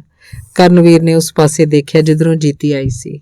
ਉਧਰ ਬਾਰ ਤੋਂ ਸੱਜੇ ਵਾਲੇ ਟੇਬਲ ਤੇ ਬੈਠਾ ਇੱਕ ਸਟੂਪਿਡ ਜਿਹਾ ਟਿਕ-ਟਿਕੀ ਲਾ ਕੇ ਦੇਖੀ ਜਾਂਦਾ। ਮੈਨੂੰ ਬੜਾ ਔਖਾ ਲੱਗਦਾ ਇਸ ਤਰ੍ਹਾਂ, ਪਰ ਤੂੰ ਵੀ ਇਸ ਤਰ੍ਹਾਂ ਡਾਇਰੈਕਟ ਨਾ ਵੇਖ ਉਧਰ। ਜੀਤੀ ਨੇ ਕਿਹਾ, ਲੈ ਤੂੰ ਆ ਪਕੌੜੇ ਲੈ ਜਾ, ਕੰਧ ਨਾਲ ਲੱਗਵੇਂ 13 ਨੰਬਰ ਟੇਬਲ ਤੇ, ਮੈਂ ਤੇਰੇ ਵਾਲੇ ਟੇਬਲ ਕਵਰ ਕਰਦਾ ਵਾਂ। ਆਖਦੇ ਕਰਨਵੀਰ ਨੇ ਜੀਤੀ ਤੋਂ ਚਾਹ ਵਾਲਾ ਜੱਗ ਫੜ ਲਿਆ ਤੇ ਪਕੌੜਿਆਂ ਵਾਲੀ ਟਰਾਲੀ ਜੀਤੀ ਹਵਾਲੇ ਕਰ ਦਿੱਤੀ। ਜੀਤੀ ਦੇ ਦੱਸੇ ਮੇਜ਼ਾਂ ਤੇ ਚਾਹ ਵਰਤਾਉਂਦੇ ਕਰਨਵੀਰ ਨੂੰ ਕਿਸੇ ਮਹਿਮਾਨ ਨੇ ਕਿਹਾ, ਬੱਚੇ ਰਜਿੰਦਰ ਇੱਥੇ ਹੀ ਹੁੰਦਾ ਹੈ ਕਿ ਰੈਸਟੋਰੈਂਟ 'ਚ? ਕੌਣ ਰਜਿੰਦਰ ਜੀ? ਇਸ ਹਾਲ ਦੇ ਮਾਲਕ ਦਾ ਨਾਂ ਰਜਿੰਦਰ ਹੀ ਹੈ ਨਾ? ਮਹਿਮਾਨ ਨੇ ਪੁੱਛਿਆ। ਪਤਾ ਨਹੀਂ ਜੀ, ਮੇਰਾ ਅੱਜ ਪਹਿਲਾ ਦਿਨ ਹੈ। ਜੇ ਕੋਈ ਕੰਮ ਹੈ ਤਾਂ ਮੈਂ ਅੰਦਰੋਂ ਪੁੱਛ ਆਉਣਾ ਕਿਸੇ ਨੂੰ। ਪਲੀਜ਼ ਜੇ ਮੇਰਾ ਸੁਨੇਹਾ ਉਸ ਤੱਕ ਪਹੁੰਚਾ ਦਿਓ। ਆਖਿਓ ਕਿ ਵੈਨਕੂਵਰ ਵਾਲਾ ਸੇਖੋਂ ਯਾਦ ਕਰਦਾ ਹੈ। ਠੀਕ ਹੈ ਜੀ। ਆ ਕੇ ਕਰਨਵੀਰ ਰਸੋਈ ਵੱਲ ਚੱਲ ਪਿਆ। ਰਾਹ 'ਚ ਮਿਲੀ ਦਿਲਰੀਤ ਨੇ ਉਹਨੂੰ ਰਜਿੰਦਰ ਦੇ ਦਫ਼ਤਰ ਦਾ ਰਾਹ ਸਮਝਾ ਦਿੱਤਾ, ਜਿਹੜਾ ਰਸੋਈ ਦੇ ਨਾਲ ਲੱਗਵਾ ਹੀ ਸੀ। ਵੈਨਕੂਵਰ ਵਾਲਾ ਸੇਖੋਂ ਸੁਣ ਕੇ ਰਜਿੰਦਰ ਉਦੋਂ ਹੀ ਉੱਠ ਪਿਆ ਤੇ ਕਰਨਵੀਰ ਦੇ ਨਾਲ ਹੀ ਹਾਲ 'ਚ ਆ ਗਿਆ। ਸੇਖੋਂ ਉਹਨਾਂ ਨੂੰ ਆਪਣੇ ਵੱਲ ਆਉਂਦਾ ਵੇਖ ਕੁਰਸੀ ਤੋਂ ਉੱਠ ਖਲੋਤਾ ਤੇ ਉਹਨਾਂ ਦੇ ਨੇੜੇ ਆਉਣ ਤੇ ਬੋਲਿਆ, ਮੈਨੂੰ ਪਤਾ ਸੀ ਵੀ ਮੇਰਾ ਨਾਂ ਸੁਣ ਕੇ ਭੱਜਿਆ ਆਏਗਾ। ਸੇਖੋਂ ਤੇ ਰਜਿੰਦਰ ਨੂੰ ਬਗਲਗੀਰ ਹੁੰਦੇ ਵੇਖ ਕੇ ਕਰਨਵੀਰ ਨੂੰ ਇੱਕ ਪਲ ਸਮਝ ਨਾ ਲੱਗੀ ਕਿ ਉਹ ਆਪਣੇ ਕੰਮ ਜਾ ਲੱਗੇ ਜਾਂ ਰਜਿੰਦਰ ਦੇ ਹੁਕਮ ਤੱਕ ਖੜਾ ਰਹੇ। ਫਿਰ ਉਹਨੇ ਸੋਚਿਆ ਕਿ ਸੇਖੋਂ ਖਾਸ ਬੰਦਾ ਹੀ ਹੋਏਗਾ ਜਿਹੜਾ ਰਜਿੰਦਰ ਉਦੋਂ ਹੀ ਉੱਠ ਕੇ ਆ ਗਿਆ ਸੀ। ਇਹ ਸੋਚ ਕੇ ਰਸੋਈ ਵਿੱਚ ਚਲਾ ਗਿਆ ਤੇ ਗੋਭੀ ਤੇ ਪਨੀਰ ਦੇ ਪਕੌੜਿਆਂ ਦੀਆਂ 2 ਪਲੇਟਾਂ ਚੁੱਕ ਕੇ ਉਹ ਸੇਖੋਂ ਵਾਲੇ ਮੇਜ਼ ਤੇ ਲੈ ਆਇਆ। ਰਜਿੰਦਰ ਨੇ ਕਰਨਵੀਰ ਵੱਲ ਪ੍ਰਸ਼ੰਸਾਮਈ ਨਜ਼ਰਾਂ ਨਾਲ ਦੇਖਿਆ, ਜਿਹਨੂੰ ਕਰਨਵੀਰ ਨੇ ਭਾਂਪ ਲਿਆ। ਰਜਿੰਦਰ ਬੋਲਿਆ, ਛੋਟੇ ਤੂੰ ਸਾਡੇ ਨਾਲ ਆ, ਇਹ ਟੇਬਲ ਕੋਈ ਹੋਰ ਕਵਰ ਕਰ ਲਊਗਾ। ਉਹ ਸੇਖੋਂ ਦੀ ਬਾਂਹ ਫੜ ਕੇ ਆਪਣੇ ਦਫ਼ਤਰ ਵੱਲ ਲਿਜਾਣ ਲੱਗਾ। ਕਰਨਵੀਰ ਉਹਨਾਂ ਦੇ ਮਗਰ ਚੱਲ ਪਿਆ। ਤੂੰ ਤਾਂ ਫਿਰ ਸੇਖੋਂ ਭਾ ਉੱਥੇ ਹੀ ਕੰਮ ਕਰੀ ਜਾਣਾ ਹੈ ਹਾਲੇ ਤੱਕ, ਰਜਿੰਦਰ ਬੋਲਿਆ। ਸੇਖੋਂ ਦੀ ਆਵਾਜ਼ ਕਰਨਵੀਰ ਨੂੰ ਨਾ ਸੁਣੀ, ਉਹ ਹੌਲੀ ਬੋਲਦਾ ਸੀ। ਰਜਿੰਦਰ ਨੇ ਫਿਰ ਕਿਹਾ, ਭਾ ਤੂੰ ਹੀ ਹੈ ਕੈਨੇਡਾ 'ਚ ਮੇਰਾ ਪੈਰ ਲਵਾਉਣ ਵਾਲਾ। ਜੇ ਤੂੰ ਮੈਨੂੰ ਕੈਨੇਡਾ 'ਚ ਨਵੇਂ ਆਏ ਨੂੰ ਆਪਦੇ ਨਾਲ ਕੰਮ ਤੇ ਨਾ ਲਵਾਉਂਦਾ ਤਾਂ ਮੈਂ ਸ਼ਾਇਦ ਵਾਪਸ ਇੰਡੀਆ ਹੀ ਮੁੜ ਜਾਂਦਾ। ਰਜਿੰਦਰ ਦੇ ਦਫ਼ਤਰ 'ਚ ਵੜਦਿਆਂ ਸੇਖੋਂ ਬੋਲਿਆ, ਤੂੰ ਤਾਂ ਵਧੀਆ ਜੁਗਾੜ ਫਿੱਟ ਕਰੀ ਬੈਠਾ ਹੈ। ਚੰਗਾ ਰਹਿ ਗਿਆ ਟੋਰਾਂਟੋ ਮੂਵ ਹੋ ਕੇ। ਬੰਦਾ ਜੇ ਸਮੇਂ ਦੇ ਨਾਲ ਤੁਰਨਾ ਸਿੱਖ ਜਾਏ ਤਾਂ ਸਭ ਕੁਝ ਆਪ ਹੀ ਬਣ ਜਾਂਦਾ ਹੈ। ਆ ਬੈਠ, ਆਖਦਿਆਂ ਰਜਿੰਦਰ ਨੇ ਕੁਰਸੀ ਮੇਜ਼ ਦੇ ਹੇਠੋਂ ਬਾਹਰ ਖਿੱਚੀ ਤੇ ਸੇਖੋਂ ਨੂੰ ਬੈਠਣ ਦਾ ਇਸ਼ਾਰਾ ਕੀਤਾ। ਫਿਰ ਉਹਦੇ ਸਾਹਮਣੇ ਆਪਣੀ ਕੁਰਸੀ ਤੇ ਬੈਠ ਗਿਆ। ਕਰਨਵੀਰ ਦਫ਼ਤਰ ਵਿੱਚ ਲੱਗੇ ਮੋਨੀਟਰਾਂ ਵੱਲ ਦੇਖਣ ਲੱਗਾ, ਜਿਨ੍ਹਾਂ ਤੇ ਹਾਲ ਦੇ ਹਰ ਕੋਨੇ 'ਚ ਹੋ ਰਹੀਆਂ ਗਤੀਵਿਧੀਆਂ ਚੱਲ ਰਹੀਆਂ ਸਨ। ਰਜਿੰਦਰ ਬੋਲਿਆ, ਛੋਟੇ ਆਪਣੇ ਕੁੱਕ ਨੂੰ ਕਹੀਂ ਕਿ ਮੱਛੀ ਦੇ ਪਕੌੜੇ ਤਲੇ ਛੇਤੀ, ਦੱਸ ਦੇਈਂ ਉਹਨੂੰ ਕਿ ਜਿਹੜੀ ਹਾਲ 'ਚ ਵਰਤਾਉਣੀ ਹੈ ਬਾਸਾ ਮੱਛੀ, ਉਹਦੇ ਨਹੀਂ, ਦੂਜੀ ਸਪੈਸ਼ਲ ਕੌਡ ਮੱਛੀ ਦੇ ਤਲਨੇ ਆ। ਠੀਕ ਹੈ ਸਰ। ਪੀਣ ਲਈ ਕੁਝ ਲੈ ਕੇ ਆਵਾਂ? ਕਰਨਵੀਰ ਨੇ ਪੁੱਛਿਆ। ਪੀਣ ਦਾ ਹੈਗਾ ਬੰਦੋਬਸਤ ਮੇਰੇ ਕੋਲ, ਗਲਾਸ ਲੈ ਆਈ। ਹਲਵਾਈ ਨੂੰ ਪਕੌੜਿਆਂ ਬਾਰੇ ਆਖੇ ਕਰਨਵੀਰ ਨੇ ਇੱਕ ਟਰੇ 'ਚ ਗਲਾਸ ਰੱਖੇ, ਪਲੇਟ 'ਚ ਸਲਾਦ ਪਾਇਆ, ਨਿੰਬੂ ਨੂੰ ਗਲਾਈ 'ਚ ਕੱਟਿਆ ਤੇ ਬਰੀਕ ਫਾੜੀਆਂ ਦੇ ਅੱਧ ਤੱਕ ਚੀਰ ਪਾ ਕੇ ਇੱਕ ਨਿੱਕੀ ਕੌਲੀ 'ਚ ਰੱਖ ਲਿਆ। ਫਿਰ ਕੌਲੀ 'ਚ ਬਰਫ਼ ਦੀਆਂ ਟੁਕੜੀਆਂ ਰੱਖੀਆਂ ਤੇ ਸੋਡੇ ਦੀ ਬੋਤਲ ਚੁੱਕ ਲਈ। ਇਹ ਸਾਰਾ ਸਮਾਨ ਸਲੀਕੇ ਨਾਲ ਰਜਿੰਦਰ ਹੋਰਾਂ ਦੇ ਵਿਚਕਾਰ ਜਾ ਰੱਖਿਆ। ਰਜਿੰਦਰ ਨੇ ਕਰਨਵੀਰ ਵੱਲ ਵੇਖਿਆ ਤੇ ਫਿਰ ਸੇਖੋਂ ਨੂੰ ਪੁੱਛਣ ਲੱਗਾ, ਭਾ ਦੱਸ ਕਿਹੜੀ ਪੀਏਂਗਾ? ਜਿਨ੍ਹਾਂ ਦੇ ਵਿਆਹ ਤੇ ਆਇਆ ਉਹਨਾਂ ਕੋਲੋਂ ਪੀਊਂਗਾ, ਤੇਰੇ ਕੋਲੋਂ ਕਦੇ ਫੇਰ ਸਹੀ। ਇੱਕ ਡਰਿੰਕ ਤਾਂ ਤੈਨੂੰ ਮੇਰੇ ਨਾਲ ਲਾਉਣਾ ਹੀ ਪਏਗਾ। ਚੰਗਾ ਫਿਰ ਪਾ ਦੇ ਜਿਹੜਾ ਤੇਰਾ ਜੀ ਕਰਦਾ। ਸਰ ਜੇ ਕਹੋ ਤਾਂ ਮੈਂ ਡਰਿੰਕ ਬਣਾ ਕੇ ਦੇਵਾਂ? ਕਰਨਵੀਰ ਨੇ ਪੁੱਛਿਆ। ਰਜਿੰਦਰ ਨੇ ਆਪਣੇ ਪਿੱਛੇ ਬਣੀ ਅਲਮਾਰੀ 'ਚੋਂ ਗਲੈਨਫੈਡਿਕ ਵਿਸਕੀ ਦੀ ਬੋਤਲ ਕੱਢੀ ਤੇ ਮੇਜ਼ ਤੇ ਰੱਖਦਿਆਂ ਬੋਲਿਆ, ਬਣਾ ਫਿਰ ਛੋਟੇ। ਜੀ ਕਰਨਵੀਰ ਹੈ ਮੇਰਾ ਨਾਂ। ਕਰਨਵੀਰ ਨੂੰ ਛੋਟੇ ਸੰਬੋਧਨ ਅਖਰਿਆ। ਰਜਿੰਦਰ ਨੇ ਇਸ ਵੱਲ ਧਿਆਨ ਨਾ ਦਿੱਤਾ, ਬੋਲਿਆ, ਹਾਂ ਠੀਕ ਹੈ ਬਣਾ। ਕਰਨਵੀਰ ਨੇ ਸਿੰਗਲ ਮਾਲਟ ਵਿਸਕੀ ਵੱਲ ਦੇਖਿਆ ਤੇ ਬੋਲਿਆ, ਸਰ 1 ਮਿੰਟ ਦਿਓ, ਮੈਂ ਡਰਿੰਕ ਲਈ ਕੁਝ ਸਮਾਨ ਲਿਆਵਾਂ। ਆਖੇ ਕਰਨਵੀਰ ਮੁੜ ਰਸੋਈ 'ਚ ਆ ਗਿਆ। ਕੱਟ ਕੇ ਰੱਖੇ ਫਲਾਂ ਦੀਆਂ ਟਰੇਆਂ 'ਚੋਂ ਨਾਸ਼ਪਤੀਆਂ ਦੀਆਂ ਫਾੜੀਆਂ ਵੱਲ ਦੇਖਣ ਲੱਗਾ। ਉਹ ਤਿਕੋਨੀਆਂ ਕੱਟੀਆਂ ਸੀ। ਗਲਾਸਾਂ ਦੇ ਕਿਨਾਰਿਆਂ ਤੇ ਟੰਗਣ ਲਈ ਕਰਨਵੀਰ ਨੂੰ ਇਹ ਗੋਲ ਚਾਹੀਦੀਆਂ ਸੀ। ਉਹਨੇ ਤਰਕੀਬ ਸੋਚੀ। ਉਹਨਾਂ ਫਾੜੀਆਂ ਨੂੰ ਹੋਰ ਬਰੀਕ ਕੱਟ ਕੇ ਇੱਕ ਕੌਲੀ 'ਚ ਰੱਖ ਲਿਆ। ਮੁੜ ਰਜਿੰਦਰ ਹੋਰਾਂ ਦੀ ਹਾਜ਼ਰੀ 'ਚ ਪੇਸ਼ ਹੋ ਗਿਆ। ਗਲਾਸਾਂ 'ਚ ਬਰਫ਼ ਦੀਆਂ ਟੁਕੜੀਆਂ ਪਾਉਂਦਾ ਕਰਨਵੀਰ ਉਹਨਾਂ ਦੀਆਂ ਗੱਲਾਂ ਸੁਣਨ ਲੱਗਾ। ਰਜਿੰਦਰ ਆਖ ਰਿਹਾ ਸੀ, ਭਾ ਟੋਰਾਂਟੋ ਆ ਕੇ ਪਹਿਲਾਂ ਰੈਸਟੋਰੈਂਟ ਲਿਆ ਪਰ ਕੰਮ ਨਾ ਚੱਲਿਆ, ਘਾਟਾ ਪੈ ਗਿਆ। ਮੈਂ ਟੈਕਸੀ ਚਲਾਉਣ ਲੱਗ ਪਿਆ, ਫਿਰ ਪਤਾ ਲੱਗਾ ਲੇਬਰ ਬਹੁਤ ਸਸਤੀ ਮਿਲਦੀ ਹੈ। ਇੰਡੀਆ ਤੋਂ ਬਹੁਤ ਸਟੂਡੈਂਟ ਆ ਰਹੇ ਆ। ਮੈਂ ਫਿਰ ਰੈਸਟੋਰੈਂਟ ਖੋਲ੍ਹ ਲਿਆ। ਫਿਰ ਦੇਖਿਆ ਕਿ LMIਆਂ ਵਿਕ ਰਹੀਆਂ। ਫਿਰ ਇਹ ਬੈਂਕੁਏਟ ਹਾਲ ਖੋਲ੍ਹ ਲਿਆ। ਕਰਨਵੀਰ ਦੇ ਚਿੱਤ 'ਚ ਆਈ ਕਿ ਕਈ ਨਵੇਂ ਆਇਆਂ ਦੀ ਲੁੱਟ ਤਾਂ ਨਾ ਕਰੋ, ਪਰ ਉਹਨੇ ਇਹ ਕਿਹਾ ਨਹੀਂ ਤੇ ਗਲਾਸਾਂ ਨੂੰ ਜੋਇਆ। ਉਹ ਹੇਠੋਂ ਭੀੜੇ ਸੀ।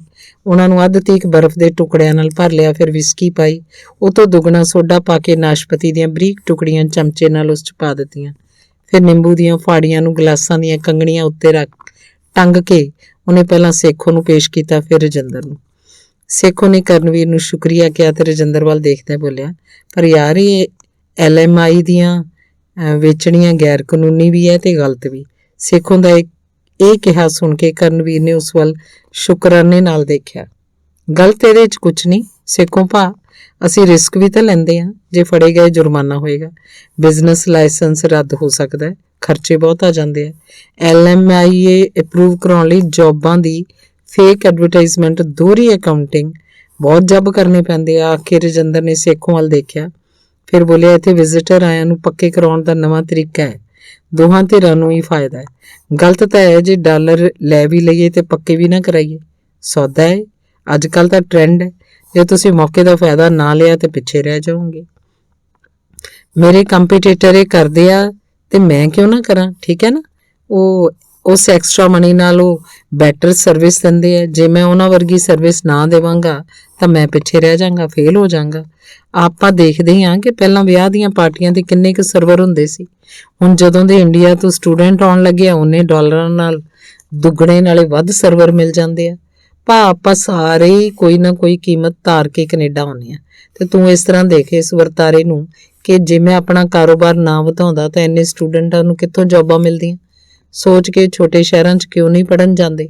ਟੋਰਾਂਟੋ, ਵੈਨਕੂਵਰ ਜਾਂ ਹੋਰ ਵੱਡੇ ਸ਼ਹਿਰਾਂ 'ਚ ਜਿੱਥੇ ਆਪਣੇ ਲੋਕਾਂ ਦੇ ਕਾਰੋਬਾਰ ਹੈ, ਉੱਥੇ ਕਿਉਂ ਆਉਂਦੇ ਆ।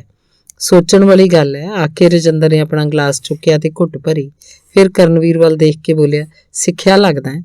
ਹਾਂਜੀ, ਸਪੇਨ 'ਚ ਕੁਝ ਸਮਾਂ ਰੈਸਟੋਰੈਂਟ 'ਚ ਕੰਮ ਕੀਤਾ ਸੀ। ਉੱਥੇ ਕਦੇ-ਕਦੇ ਬਾਰਟੈਂਡਿੰਗ ਵੀ ਕਰ ਲੈਂਦਾ ਸੀ। ਸੇਖੋਂ ਭਾ, ਤੇਰਾ ਕੀ ਖਿਆਲ ਹੈ? ਸਰਕਾਰ ਨੂੰ ਪਤਾ ਨਹੀਂ ਕੁਝ? ਉਹਨਾਂ ਨੂੰ ਸਭ ਪਤਾ ਹੈ। ਉਹਨਾਂ ਨੇ ਲੂਪ ਹੋਲ ਜਾਣ ਕੇ ਰੱਖੇ ਹੁੰਦੇ ਆ। ਪਤਾ ਇਸ ਤਰੀਕੇ ਨਾਲ ਇੰਡੀਆ ਤੋਂ ਕੈਨੇਡਾ ਕਿੰਨੀ ਮਨੀ ਆ ਰਹੀ ਹੈ। ਇਹ ਮਨੀ ਇੱਥੋਂ ਦੀ ਇਕਨੋਮੀ 'ਚ ਲੱਗਦੀ ਹੈ। ਗਵਰਨਮੈਂਟ ਨੂੰ ਟੈਕਸ ਮਿਲਦਾ ਹੈ। ਮੇਰੀ ਮੰਨਦਾ ਤਾਂ ਭਾ ਤੂੰ ਵੀ ਕੋਈ ਬਿਜ਼ਨਸ ਸ਼ੁਰੂ ਕਰ। ਕਿੱਥੇ ਸਾਰੀ ਉਮਰ ਫੈਕਟਰੀ 'ਚ ਹੱਥ ਕਾਲੇ ਕਰਦਾ ਰਹੇਗਾ। ਹੁਣ ਮੌਕਾ ਹੈ, ਆਪਦੇ ਪੱਲਿਓਂ ਵੀ ਬਹੁਤੇ ਨਹੀਂ ਲਾਉਣੇ ਪੈਣੇ। ਤੈਨੂੰ ਮੈਂ ਦੱਸਦਾ ਤਰਕੀਬ। ਆਖਦੇ ਰਜਿੰਦਰ ਨੇ ਕਰਨਵੀਰ ਵੱਲ ਦੇਖਿਆ ਤੇ ਬੋਲਿਆ, ਛੋਟੇ ਤੂੰ ਐਂ ਕਰ, ਸਾਨੂੰ ਫਿਸ਼ ਫੜਾ ਤੇ ਫਿਰ ਕੰਮ ਲੱਗ ਜਾ ਕੇ। ਚਿਕਨ ਸਰਵ ਕਰਨ ਦਾ ਟਾਈਮ ਹੋ ਗਿਆ, ਲੋੜ ਪਈ ਫੇਰ ਸੱਦ ਲਾਂਗੇ। ਮੱਛੀ ਦੇ ਪਕੌੜੇ ਰੱਖਣ ਆਏ ਕਰਨਵੀਰ ਨੂੰ ਰਜਿੰਦਰ ਨੇ ਆਪਣਾ ਬਿਜ਼ਨਸ ਕਾਰਡ ਫੜਾਉਂਦਿਆਂ ਕਿਹਾ, ਤੂੰ ਡਰਿੰਕ ਵਧੀਆ ਬਣਾਏ ਆ, ਮੈਨੂੰ ਕਿਸੇ ਦਿਨ ਆ ਕੇ ਰੈਸਟੋਰੈਂਟ 'ਚ ਮਿਲੀ। ਠੀਕ ਹੈ ਸਰ। ਆਖੇ ਕਰਨਵੀਰ ਦਫ਼ਤਰ ਵਿੱਚੋਂ ਬਾਹਰ ਆ ਗਿਆ। ਉਹਨੂੰ ਹਾਲ 'ਚ ਵੜਦੇ ਨੂੰ ਹੀ ਦਲਜੀਤ ਬੋਲੀ, ਟੇਬਲਾਂ ਤੇ ਜਿਹੜੀਆਂ ਵਧੇ ਹੋਏ ਪਕੌੜੇ ਵਾਲੀਆਂ ਪਲੇਟਾਂ ਪਈਆਂ, ਉਹ ਜਲਦੀ ਨਾਲ ਚੁੱਕ ਲਿਆਓ, ਫਿਰ ਚਿਕਨ ਸਰਵ ਕਰਨਾ। ਠੀਕ ਹੈ। ਆਖੇ ਕਰਨਵੀਰ ਅੱਗੇ ਤੁਰਿਆ ਹੀ ਸੀ ਕਿ ਉਸ ਕੋਲ ਜੀਤੀ ਆ ਕੇ ਬੋਲੀ, ਕਿੱਧਰ ਚਲਾ ਗਿਆ ਸੀ, ਦੱਸਦਾ ਜਾਂਦਾ। ਇੱਕਦਮ ਕਰਨਵੀਰ ਦੇ ਚਿੱਤ 'ਚ ਆਈ ਕਿ ਪੁੱਛੇ ਮਿਸ ਕਰਦੀ ਸੀ, ਪਰ ਇਹਦੇ ਨਾਲ ਹੀ ਉਹਨੇ ਕਿਹਾ ਦਿਲਰੀਤ ਨੇੜੇ ਹੀ ਸੀ, ਉਹਨੂੰ ਦੱਸ ਦਿੱਤਾ ਸੀ। ਲੱਗ ਗਿਆ ਸੀ ਪਤਾ। ਆਖ ਕੇ ਜੀਤੀ ਗਾਂਹ ਤੁਰ ਗਈ। ਕਰਨਵੀਰ ਉਹਨੂੰ ਰਜਿੰਦਰ ਵੱਲੋਂ ਮਿਲੇ ਸੱਦੇ ਵਾਲੀ ਗੱਲ ਦੱਸਣਾ ਚਾਹੁੰਦਾ ਸੀ, ਪਰ ਜੀਤੀ ਨੇ ਮੌਕਾ ਹੀ ਨਾ ਦਿੱਤਾ। ਫਿਰ ਉਹ ਪਹਿਲਾਂ ਮੱਛੀ ਦੇ ਪਕੌੜੇ ਤੇ ਪਿੱਛੋਂ ਚਿਕਨ ਵਰਤਾਉਣ ਵਿੱਚ ਐਸੇ ਰੁੱਝੇ, ਕਰਨਵੀਰ ਨੂੰ ਇਹ ਦੱਸਣ ਲਈ ਵਕਤ ਹੀ ਨਾ ਮਿਲਿਆ। ਕਰਨਵੀਰ ਜੀਤੀ ਦੇ ਦੂਰੋਂ ਹੀ ਦੀਦਾਰ ਕਰਕੇ ਸਾਰਦਾ ਰਿਹਾ। ਕੁਝ ਹੌਲ ਹੁੰਗਾਰਾ ਹੋਏ ਤੇ ਮੇਜ਼ਾਂ ਤੋਂ ਤੇ ਪਈਆਂ ਪਲੇਟਾਂ ਚੁੱਕਣ ਬਾਰੇ ਪੁੱਛਣ ਦੇ ਬਹਾਨੇ ਕਰਨਵੀਰ ਜੀਤੀ ਵੱਲ ਜਾਣ ਹੀ ਲੱਗਾ ਸੀ ਕਿ ਦਿਲਰੀਤ ਉਸ ਵੱਲ ਆ ਗਈ। ਉਹ ਬੋਲੀ, ਟੇਬਲਾਂ ਤੇ ਪਈਆਂ ਪਲੇਟਾਂ 'ਚ ਵਧਿਆ ਪਿਆ ਚਿਕਨ ਸੁੱਟਣਾ ਨਹੀਂ, ਅੰਦਰ ਇੱਕ ਬਕਟ ਲਾਈ ਹੈ, ਉਸ 'ਚ ਪਾਉਣਾ ਹੈ। ਸ਼ੁਰੂ ਕਰ ਦਿਓ ਚੁੱਕਣਾ, ਫਿਰ ਡਿਨਰ ਲਈ ਬਫੇ ਲਾਉਣਾ ਹੈ। ਇਹ ਆਖ ਕੇ ਦਿਲਰੀਤ ਅੱਗੇ ਚਲੀ ਗਈ। ਕਰਨਵੀਰ ਨੇ ਉੱਧਰ ਦੇਖਿਆ ਜਿੱਧਰ ਪਹਿਲਾਂ ਜੀਤੀ ਖੜੀ ਸੀ, ਉਸ ਵੱਲ ਹੀ ਦੇਖ ਰਹੀ ਸੀ। ਕਰਨਵੀਰ ਨੇ ਉਸ ਵੱਲ ਮੁਸਕਰਾਹਟ ਸੁੱਟੀ, ਪਰ ਉਹ ਜਾਈ ਹੀ ਗਈ। ਜੀਤੀ ਨੇ ਕੋਈ ਹੁੰਗਾਰਾ ਨਾ ਭਰਿਆ, ਕੁਝ ਨਾਰਾਜ਼ ਲੱਗਦੀ ਏ। ਕਰਨਵੀਰ ਨੇ ਸੋਚਿਆ ਮੇਜ਼ਾਂ ਤੋਂ ਪਲੇਟਾਂ ਚੁੱਕਦੇ ਤੇ ਫਿਰ ਖਾਣੇ ਤੋਂ ਪਹਿਲਾਂ ਹਰੇਕ ਮੇਜ਼ ਤੇ ਪਾਣੀ ਦੇ ਜੱਗ ਰੱਖਦਿਆਂ ਕਰਨਵੀਰ ਆਪਣੀ ਚਾਲ ਨੂੰ ਵਧਾਉਂਦਾ ਘਟਾਉਂਦਾ ਰਿਹਾ ਤਾਂ ਕਿ ਜੀਤੀ ਨਾਲ ਟੱਕਰਾ ਹੋ ਜਾਏ, ਪਰ ਉਹਨੂੰ ਮੌਕਾ ਨਾ ਮਿਲਿਆ। 10 ਵਜੇ ਖਾਣੇ ਦਾ ਬਫੇ ਸਜਣ ਤੋਂ ਬਾਅਦ ਕਰਨਵੀਰ ਨੂੰ ਕੁਝ ਸਾਹ ਆਇਆ। ਉਹਨੇ ਜੀਤੀ ਦੀ ਤਲਾਸ਼ 'ਚ ਹਾਲ ਦੇ ਚਾਰੇ ਪਾਸੇ ਨਿਗਾਹ ਮਾਰੀ। ਉਹਨੂੰ ਹਾਲ ਦੇ ਘੱਟ ਰੋਸ਼ਨੀ ਵਾਲੇ ਇੱਕ ਕੋਨੇ 'ਚ ਕੰਧ ਨਾਲ ਢੋ ਲਾਈ ਖੜੀ ਦਿਸ ਪਈ। ਕਰਨਵੀਰ ਉਸ ਕੋਲ ਚਲਾ ਗਿਆ। ਜੀਤੀ ਨੇ ਅੱਖਾਂ ਮੀਟੀਆਂ ਹੋਈਆਂ ਸੀ, ਉਹਦੇ ਬੁੱਲ੍ਹ ਸੁੱਕੇ ਸੀ। ਕਰਨਵੀਰ ਨੂੰ ਉਹਦੇ ਚਿਹਰੇ ਤੇ ਥਕਾਨ ਲੱਗੀ। ਉਹਨੇ ਜੀਤੀ ਨੂੰ ਕਿਹਾ, ਜੀਤੀ ਚੱਲ ਆਪਾਂ ਵੀ ਬ੍ਰੇਕ ਲੈ ਲੈਂਦੇ ਹਾਂ। ਉਹਨੇ ਕੁਝ ਵਰਤਾਵਿਆਂ ਨੂੰ ਪਿੱਛੇ ਰਸੋਈ 'ਚ ਖਾਣਾ ਖਾਂਦਾ ਦੇਖਿਆ ਸੀ। ਦਿਲਰੀਤ ਦੱਸੇਗੀ ਕਿ ਕਦੋਂ ਬ੍ਰੇਕ ਕਰਨੀ ਹੈ। ਜਿਨ੍ਹਾਂ ਨੇ ਪਹਿਲਾਂ ਕੰਮ ਤੋਂ ਹਟਣਾ ਹੈ ਉਹ ਪਹਿਲਾਂ ਬ੍ਰੇਕ ਲੈ ਰਹੇ ਆ। ਜੀਤੀ ਨੇ ਉਵੇਂ ਹੀ ਖੜੀ ਨੇ ਦੱਸਿਆ। ਫਿਰ ਬੋਲੀ, ਕਰਨ ਜੀ ਕਰਦਾ ਕਿਸੇ ਪਾਰਟੀ 'ਚ ਆਪਾਂ ਵੀ ਗੈਸਟ ਹੋਈਏ। ਹੁਣ ਤਾਂ ਇਉਂ ਲੱਗਦਾ ਹੈ ਕੋਈ ਵਿਆਹ ਦੇਖੇ ਨੂੰ ਜਿਵੇਂ ਕਿੰਨੇ ਹੀ ਸਾਲ ਲੰਘ ਗਏ ਹੋਣ। ਕਰਨਵੀਰ ਦੇ ਚਿੱਤ 'ਚ ਆਈ ਕਿ ਹਾਸੇ 'ਚ ਕਹਿ ਚੱਲ ਆਪਾਂ ਹੀ ਆਪਣਾ ਵਿਆਹ ਕਰਵਾ ਲਈਏ, ਪਰ ਜੀਤੀ ਦੀ ਆਵਾਜ਼ ਵਿਚਲੀ ਉਦਾਸੀ ਨੂੰ ਭਾਂਪ ਕੇ ਉਹਨੇ ਕਿਹਾ, ਜਿਉਂ ਇੰਡੀਆ 'ਚੋਂ ਨਿਕਲਿਆ ਮੈਨੂੰ ਵੀ ਕਦੇ ਗੈਸਟ ਬਣਨ ਦਾ ਮੌਕਾ ਨਹੀਂ ਮਿਲਿਆ। ਤੈਨੂੰ ਤਾਂ ਫਿਰ ਮੇਰੇ ਤੋਂ ਵੀ ਵੱਧ ਟਾਈਮ ਹੋ ਗਿਆ, ਮੈਨੂੰ ਤਾਂ 1.5 ਸਾਲ ਹੀ ਹੋਇਆ, ਪਰ ਲੱਗਦਾ ਇਉਂ ਹੈ ਜਿਵੇਂ ਪਤਾ ਨਹੀਂ ਕਿੰਨੇ ਸਾਲ ਹੋ ਗਏ ਹੁਣ। ਆਖਦੀ ਜੀਤੀ ਨੇ ਅੱਖਾਂ ਖੋਲੀਆਂ। ਉਧਰੋਂ ਲੰਘ ਰਹੀ ਦਿਲਰੀਤ ਤੇ ਉਹਦੀ ਨਿਗਾਹ ਪਈ। ਉਹਨੇ ਕੰਧ ਨਾਲ ਢੋ ਹਟਾ ਲਈ ਤੇ ਬੋਲੀ, ਚੱਲ ਚੁੱਕ ਪਾਣੀ ਵਾਲੇ ਜੱਗ ਜਿਹੜੇ ਟੇਬਲਾਂ ਤੇ ਖਾਲੀ ਹੋ ਗਏ ਆ, ਉਹਨਾਂ ਤੇ ਹੋਰ ਰੱਖੀਏ। ਹੌਲੀ ਹੌਲੀ ਰਸੋਈ ਵੱਲ ਤੁਰ ਪਏ। ਪਾਣੀ ਵਾਲੇ ਜੱਗ ਭਰਦੇ, ਫਿਰ ਖਾਲੀ ਹੋਈਆਂ ਪਲੇਟਾਂ ਚੁੱਕਦੇ ਕਰਨਵੀਰ ਨੇ ਨਿਗਾਹ ਰੱਖੀ ਕਿ ਕਦੋਂ ਜੀਤੀ ਬ੍ਰੇਕ ਲਈ ਜਾਏਗੀ, ਉਦੋਂ ਹੀ ਉਹ ਜਾਏਗਾ। ਪਰ ਦਿਲਰੀਤ ਨੇ ਉਹਦੀ ਇੱਛਾ ਪੂਰੀ ਨਾ ਹੋਣ ਦਿੱਤੀ। ਉਹਨੇ ਕਰਨਵੀਰ ਨੂੰ ਪਹਿਲਾਂ ਬ੍ਰੇਕ ਲਈ ਭੇਜ ਦਿੱਤਾ। ਖਾਣਾ ਖਾ ਕੇ ਕਰਨਵੀਰ ਮੁੜ ਜੂਠੀਆਂ ਪਲੇਟਾਂ ਮੇਜ਼ਾਂ ਤੋਂ ਚੁੱਕਣ ਲੱਗਾ। ਰਸੋਈ 'ਚ ਭਾਂਡੇ ਧੋਣ ਵਾਲੀ ਮਸ਼ੀਨ ਦੇ ਮੂਹਰੇ ਪਏ ਸਟੀਲ ਦੇ ਮੇਜ਼ਾਂ ਤੇ ਪਲੇਟਾਂ ਰੱਖਣ ਆਏ ਕਰਨਵੀਰ ਨੂੰ ਲੱਗਾ ਜਿਵੇਂ ਪਲੇਟਾਂ ਸਾਫ਼ ਕਰ ਰਹੀ ਔਰਤ ਰੋ ਰਹੀ ਹੋਵੇ। ਕਰਨਵੀਰ ਨੇ ਪੈਰ ਮਲ ਲਿਆ ਤੇ ਧਿਆਨ ਨਾਲ ਦੇਖਿਆ। ਉਹਦੇ ਸ਼ੱਕ ਸਹੀ ਸੀ। ਪਹਿਲਾਂ ਇਸ ਥਾਂ ਤੇ 2 ਔਰਤਾਂ ਕੰਮ ਕਰ ਰਹੀਆਂ ਸਨ। ਇੱਕ ਚਲੀ ਗਈ ਸੀ, ਇੱਕ ਹੋਰਾਂ ਦੇ ਨਾਲ ਉਹਦੀ ਵੀ ਸ਼ਿਫਟ ਖਤਮ ਹੋ ਗਈ ਹੋਏਗੀ। ਸ਼ਾਇਦ ਕੰਮ ਦੇ ਲੋਡ ਕਰਕੇ ਜਾਂ ਥਕੇਵੇਂ ਕਰਕੇ ਰੋ ਰਹੀ ਹੋਏਗੀ। ਕਰਨਵੀਰ ਨੇ ਸੋਚਿਆ। ਬੋਲੇ, ਆਂਟੀ ਕੀ ਗੱਲ? ਆਂਟੀ ਨੇ ਆਪਣੀ ਬਾਂਹ ਨਾਲ ਅੱਖਾਂ ਪੂੰਝਣ ਦੀ ਕੋਸ਼ਿਸ਼ ਕਰਦਿਆਂ ਸਿਰ ਫੇਰਿਆ। ਮੈਂ ਤੁਹਾਡੀ ਹੈਲਪ ਕਰ ਦਿੰਦਾ, ਤੁਸੀਂ ਥੱਕ ਗਏ ਹੋਗੇ, ਬ੍ਰੇਕ ਲੈ ਲਓ। ਕਰਨਵੀਰ ਨੇ ਕਿਹਾ। ਆਂਟੀ ਨੇ ਬੁੱਲਾਂ 'ਚ ਹੀ ਕੁਝ ਕਿਹਾ ਜਿਹੜਾ ਕਰਨਵੀਰ ਨੂੰ ਨਾ ਸੁਣਿਆ। ਉਹ ਬੋਲਿਆ, ਮੈਂ ਸੁਪਰਵਾਈਜ਼ਰ ਨੂੰ ਪੁੱਛ ਕੇ ਆਉਣਾ ਵਾਂ ਤੇ ਤੁਹਾਡੇ ਨਾਲ ਲੱਗਦਾ ਵਾਂ ਇੱਥੇ। ਆਂਟੀ ਦੀਆਂ ਅੱਖਾਂ 'ਚੋਂ ਹੰਝੂ ਵਹਿ ਤੁਰੇ। ਕਰਨਵੀਰ ਨੇ ਹਾਲ 'ਚ ਆ ਕੇ ਦਿਲਰੀਤ ਨੂੰ ਪੁੱਛਿਆ ਤਾਂ ਉਹ ਬੋਲੀ, ਪਹਿਲਾ ਦਿਨ ਹੈ, ਵਿਜ਼ਟਰ ਹੈ, ਇੰਡੀਆ ਦੀ ਸਰਦਾਰੀ ਯਾਦ ਕਰਕੇ ਮਨ ਖਰਾਬ ਹੋ ਗਿਆ ਹੋਏਗਾ। ਕੋਈ ਨਹੀਂ, ਉਹ ਮੈਨੇਜ ਕਰ ਲਓ, ਤੂੰ ਆਪਣਾ ਕੰਮ ਨਿਬੇੜ ਲੈ। ਕਰਨਵੀਰ ਨੂੰ ਦਿਲਰੀਤ ਦੀ ਆਵਾਜ਼ ਵੀ ਉਦਾਸ ਹੋ ਗਈ ਲੱਗੀ। ਕਰਨਵੀਰ ਮੁੜ ਜੂਠੀਆਂ ਪਲੇਟਾਂ ਚੁੱਕਣ ਲੱਗਾ। ਉਹਦੀਆਂ ਅੱਖਾਂ ਮੂਹਰੇ ਆਪਣੀ ਮਾਂ ਦਾ ਚਿਹਰਾ ਆ ਗਿਆ। ਅਗਲੀ ਵਾਰ ਰਸੋਈ 'ਚ ਗਏ ਕਰਨਵੀਰ ਨੇ ਪਲੇਟਾਂ ਵਿਚਲੇ ਵਧੇ ਖਾਣੇ ਨੂੰ ਪਹਿਲਾਂ ਗਾਰਬੇਜ ਕੈਨ 'ਚ ਸੁੱਟਿਆ ਤੇ ਫਿਰ ਪਲੇਟਾਂ ਮੇਜ਼ ਤੇ ਰੱਖੀਆਂ। ਉਹਨੇ ਆਸੇ-ਪਾਸੇ ਨਿਗਾਹ ਮਾਰੀ। ਦਿਲਰੀਤ ਕਿਤੇ ਨਹੀਂ ਸੀ। ਉਹ ਹੋਰ ਪਲੇਟਾਂ ਵਿਚਲੀ ਜੂਠ ਵੀ ਕੂੜੇ 'ਚ ਸਿੱਟਣ ਲੱਗਾ। ਅਗਲੇ ਗੇੜੇ ਉਹਨੇ ਜੂਠ ਨਾਲ ਭਰੇ ਗਾਰਬੇਜ ਬੈਗਾਂ ਨੂੰ ਕੈਨਾਂ 'ਚੋਂ ਕੱਢਿਆ ਤੇ ਰਸੋਈ ਤੋਂ ਬਾਹਰ ਰੱਖੇ ਕੂੜੇ ਦੇ ਹੋਰ ਬੈਗਾਂ ਦੇ ਨਾਲ ਰੱਖ ਆਇਆ। ਹਾਲ 'ਚ ਮੁੜ ਕੇ ਗਏ ਨੂੰ ਜੀਤੀ ਬੋਲੀ, ਤੂੰ ਕਿਚਨ 'ਚ ਕੁਝ ਜ਼ਿਆਦਾ ਹੀ ਨਹੀਂ ਟਾਈਮ ਲਾਉਣ ਲੱਗਾ। ਕਰਨਵੀਰ ਨੇ ਉਹਨੂੰ ਆਂਟੀ ਬਾਰੇ ਦੱਸਿਆ। ਉਹ ਬੋਲੀ, ਮੈਨੂੰ ਪਤਾ ਹੈ, ਪਹਿਲਾਂ ਉਹਨਾਂ ਦੀ ਬੇਟੀ ਵੀ ਸਾਡੇ ਨਾਲ ਹੀ ਕੰਮ ਕਰਦੀ ਸੀ, ਉਹ ਵੀ ਸਟੂਡੈਂਟ ਹੈ, ਉਹਦੀ ਫੀਸ ਬਣਾਉਣ 'ਚ ਹੈਲਪ ਕਰਨ ਲਈ ਆਏ ਆ, ਪਰ ਪਤਾ ਨਹੀਂ ਸੀ ਕਿ ਇਦਾਂ ਦੇ ਕੰਮ ਕਰਨੇ ਪੈਣਗੇ, ਆਪੇ ਠੀਕ ਹੋ ਜਾਣਗੇ। ਪਹਿਲਾ ਦਿਨ ਤਾਂ ਔਖਾ ਲੱਗਦਾ ਹੀ ਹੁੰਦਾ, ਤੈਨੂੰ ਨਹੀਂ ਲੱਗਦਾ? ਔਖਾ ਤਾਂ ਨਹੀਂ ਲੱਗਦਾ, ਉਪਰਾ ਜਿਹਾ ਲੱਗਦਾ, ਆਪਣੇ ਲੋਕਾਂ 'ਚ ਬਹਿਰਾ ਜਿਹਾ ਬਣਿਆ ਲੱਗਦਾ ਵਾ। ਕਰਨਵੀਰ ਨੇ ਆਪਣੀ ਗੱਲ ਪੂਰੀ ਨਹੀਂ ਸੀ ਕੀਤੀ ਕਿ ਉਹਨਾਂ ਨੂੰ ਲਲਕਾਰਾ ਸੁਣਿਆ। ਉਹਨਾਂ ਨੇ ਆਵਾਜ਼ ਵਾਲੇ ਪਾਸੇ ਦੇਖਿਆ। ਡਾਂਸ ਫਲੋਰ ਦੇ ਨੇੜੇ ਕੋਈ ਉੱਚੀ ਆਵਾਜ਼ 'ਚ ਆਖ ਰਿਹਾ ਸੀ, ਨੋ ਨੋ ਨੋ ਡਿਨਰ, ਹੋਰ ਭੰਗੜਾ ਪਾਉਣਾ। ਪਾਓ ਬਈ ਤੁਸੀਂ ਵੀ, ਕੋਈ ਨਹੀਂ ਰੋਕ ਸਕਦਾ ਸਾਨੂੰ। ਇਟਸ ਮਾਈ ਬਡੀਜ਼ ਹਾਲ, ਤੇ ਫਿਰ ਉਹ ਬਾਹਾਂ ਮਾਰਦਾ ਗਾਉਣ ਲੱਗਾ, ਅਭੀ ਤੋਂ ਰਾਤ ਜਵਾਂ ਹੈ। ਲੈ ਅੱਜ ਨਹੀਂ ਜਾਣ ਦਿੰਦੇ 2 ਵਜੇ ਤੋਂ ਪਹਿਲਾਂ, ਜੀਤੀ ਬੋਲੀ। ਕਰਨਵੀਰ ਨੇ ਉਸ ਵੱਲ ਦੇਖਿਆ। ਉਹ ਫੇਰ ਬੋਲੀ, ਹੁਣ ਤਾਂ ਜੀ ਕਰਦਾ ਇੱਥੇ ਹੀ ਲੇਟ ਜਾਈਏ, ਪੈਰ ਦੁਖਣ ਲੱਗੇ ਆ। ਤੂੰ ਆਰਾਮ ਕਰ ਲੈ, ਮੈਂ ਚੁੱਕ ਦਿੰਦਾ ਵਾਂ। ਕਰਨਵੀਰ ਨੇ ਮੇਜ਼ ਵੱਲ ਹੱਥ ਕਰਕੇ ਕਿਹਾ। ਜਿੰਨਾ ਚਿਰ ਇਹ ਨਹੀਂ ਜਾਂਦੇ ਕਿੱਥੇ ਆਰਾਮ ਹੋਣਾ ਹੈ, ਜੀਤੀ ਨੇ ਨੱਚ ਰਿਆਂ ਵੱਲ ਇਸ਼ਾਰਾ ਕਰਕੇ ਕਿਹਾ। ਉੱਥੇ 40-50 ਜਣੇ ਰਹਿ ਗਏ ਸੀ। ਕਰਨਵੀਰ ਹੋਰੀ 4 ਮੇਜ਼ਾਂ ਨੂੰ ਛੱਡ ਕੇ ਬਾਕੀਆਂ ਨੂੰ ਸਮੇਟਣ ਲੱਗੇ। 12:30 ਵਜੇ ਤੱਕ 15-20 ਪ੍ਰਾਹੁਣੇ ਰਹਿ ਗਏ। ਜੀਤੀ ਦੇ ਮੁਰਝਾਏ ਚਿਹਰੇ ਵੱਲ ਵੇਖ ਕੇ ਕਰਨਵੀਰ ਬੋਲਿਆ, ਜੀਤੀ ਤੂੰ ਦਿਲਜੀਤ ਨੂੰ ਦੱਸ ਆ ਵੀ ਅਸੀਂ ਬਾਹਰ ਰੱਖਿਆ ਗਾਰਬੇਜ ਸੁੱਟਦੇ ਆ, ਤੂੰ ਬਾਹਰ ਜਾ ਕੇ ਬੈਠ ਜਾਈਂ, ਮੈਂ ਸੁੱਟ ਦੇਵਾਂਗਾ, ਚੱਲ ਆ ਜਾ। ਦਿਲਜੀਤ ਡੀਜੇ ਵਾਲੇ ਕੈਬਨ 'ਚ ਬੈਠੀ ਸੀ। ਡੀਜੇ ਆਪਣੇ ਕੰਮ ਦੀ ਸ਼ਿਫਟ ਮੁਕਾ ਕੇ ਚਲਾ ਗਿਆ ਸੀ। ਗੀਤ ਵਜਾਉਣ ਦੀ ਜ਼ਿੰਮੇਵਾਰੀ ਦਿਲਜੀਤ ਨੇ ਸੰਭਾਲ ਲਈ ਸੀ। ਸੁਣ ਕੇ ਦਿਲਜੀਤ ਬੋਲੀ, ਮੈਂ ਡਿਨਰ ਦਾ ਚੇਤਾ ਕਰਵਾਉਣ ਲਈ ਲਾਸਟ ਅਨਾਉਂਸ ਕਰਦੀ ਹਾਂ, ਤੁਸੀਂ ਗਾਰਬੇਜ ਸੁੱਟ ਦਿਓ। ਜੇ ਉਦੋਂ ਤੱਕ ਵੀ ਇਹ ਡਿਨਰ ਕਰਨ ਨਾ ਲੱਗੇ ਤਾਂ ਬਫੇ ਨੂੰ ਸਮੇਟ ਦਿਓ। ਉਹਨਾਂ ਦੇ ਖੜਿਆਂ ਹੀ ਗੀਤ ਰੋਕ ਕੇ ਦਿਲਜੀਤ ਨੇ ਮਾਈਕ ਰਾਹੀਂ ਖਾਣੇ ਵਾਸਤੇ ਆਵਾਜ਼ ਦੇ ਦਿੱਤੀ। ਨੱਚਣ ਵਾਲਿਆਂ ਦੇ ਕੰਨੀ ਜੂੰ ਨਾ ਸਰਕੇ। ਧੰਨਵਾਦ।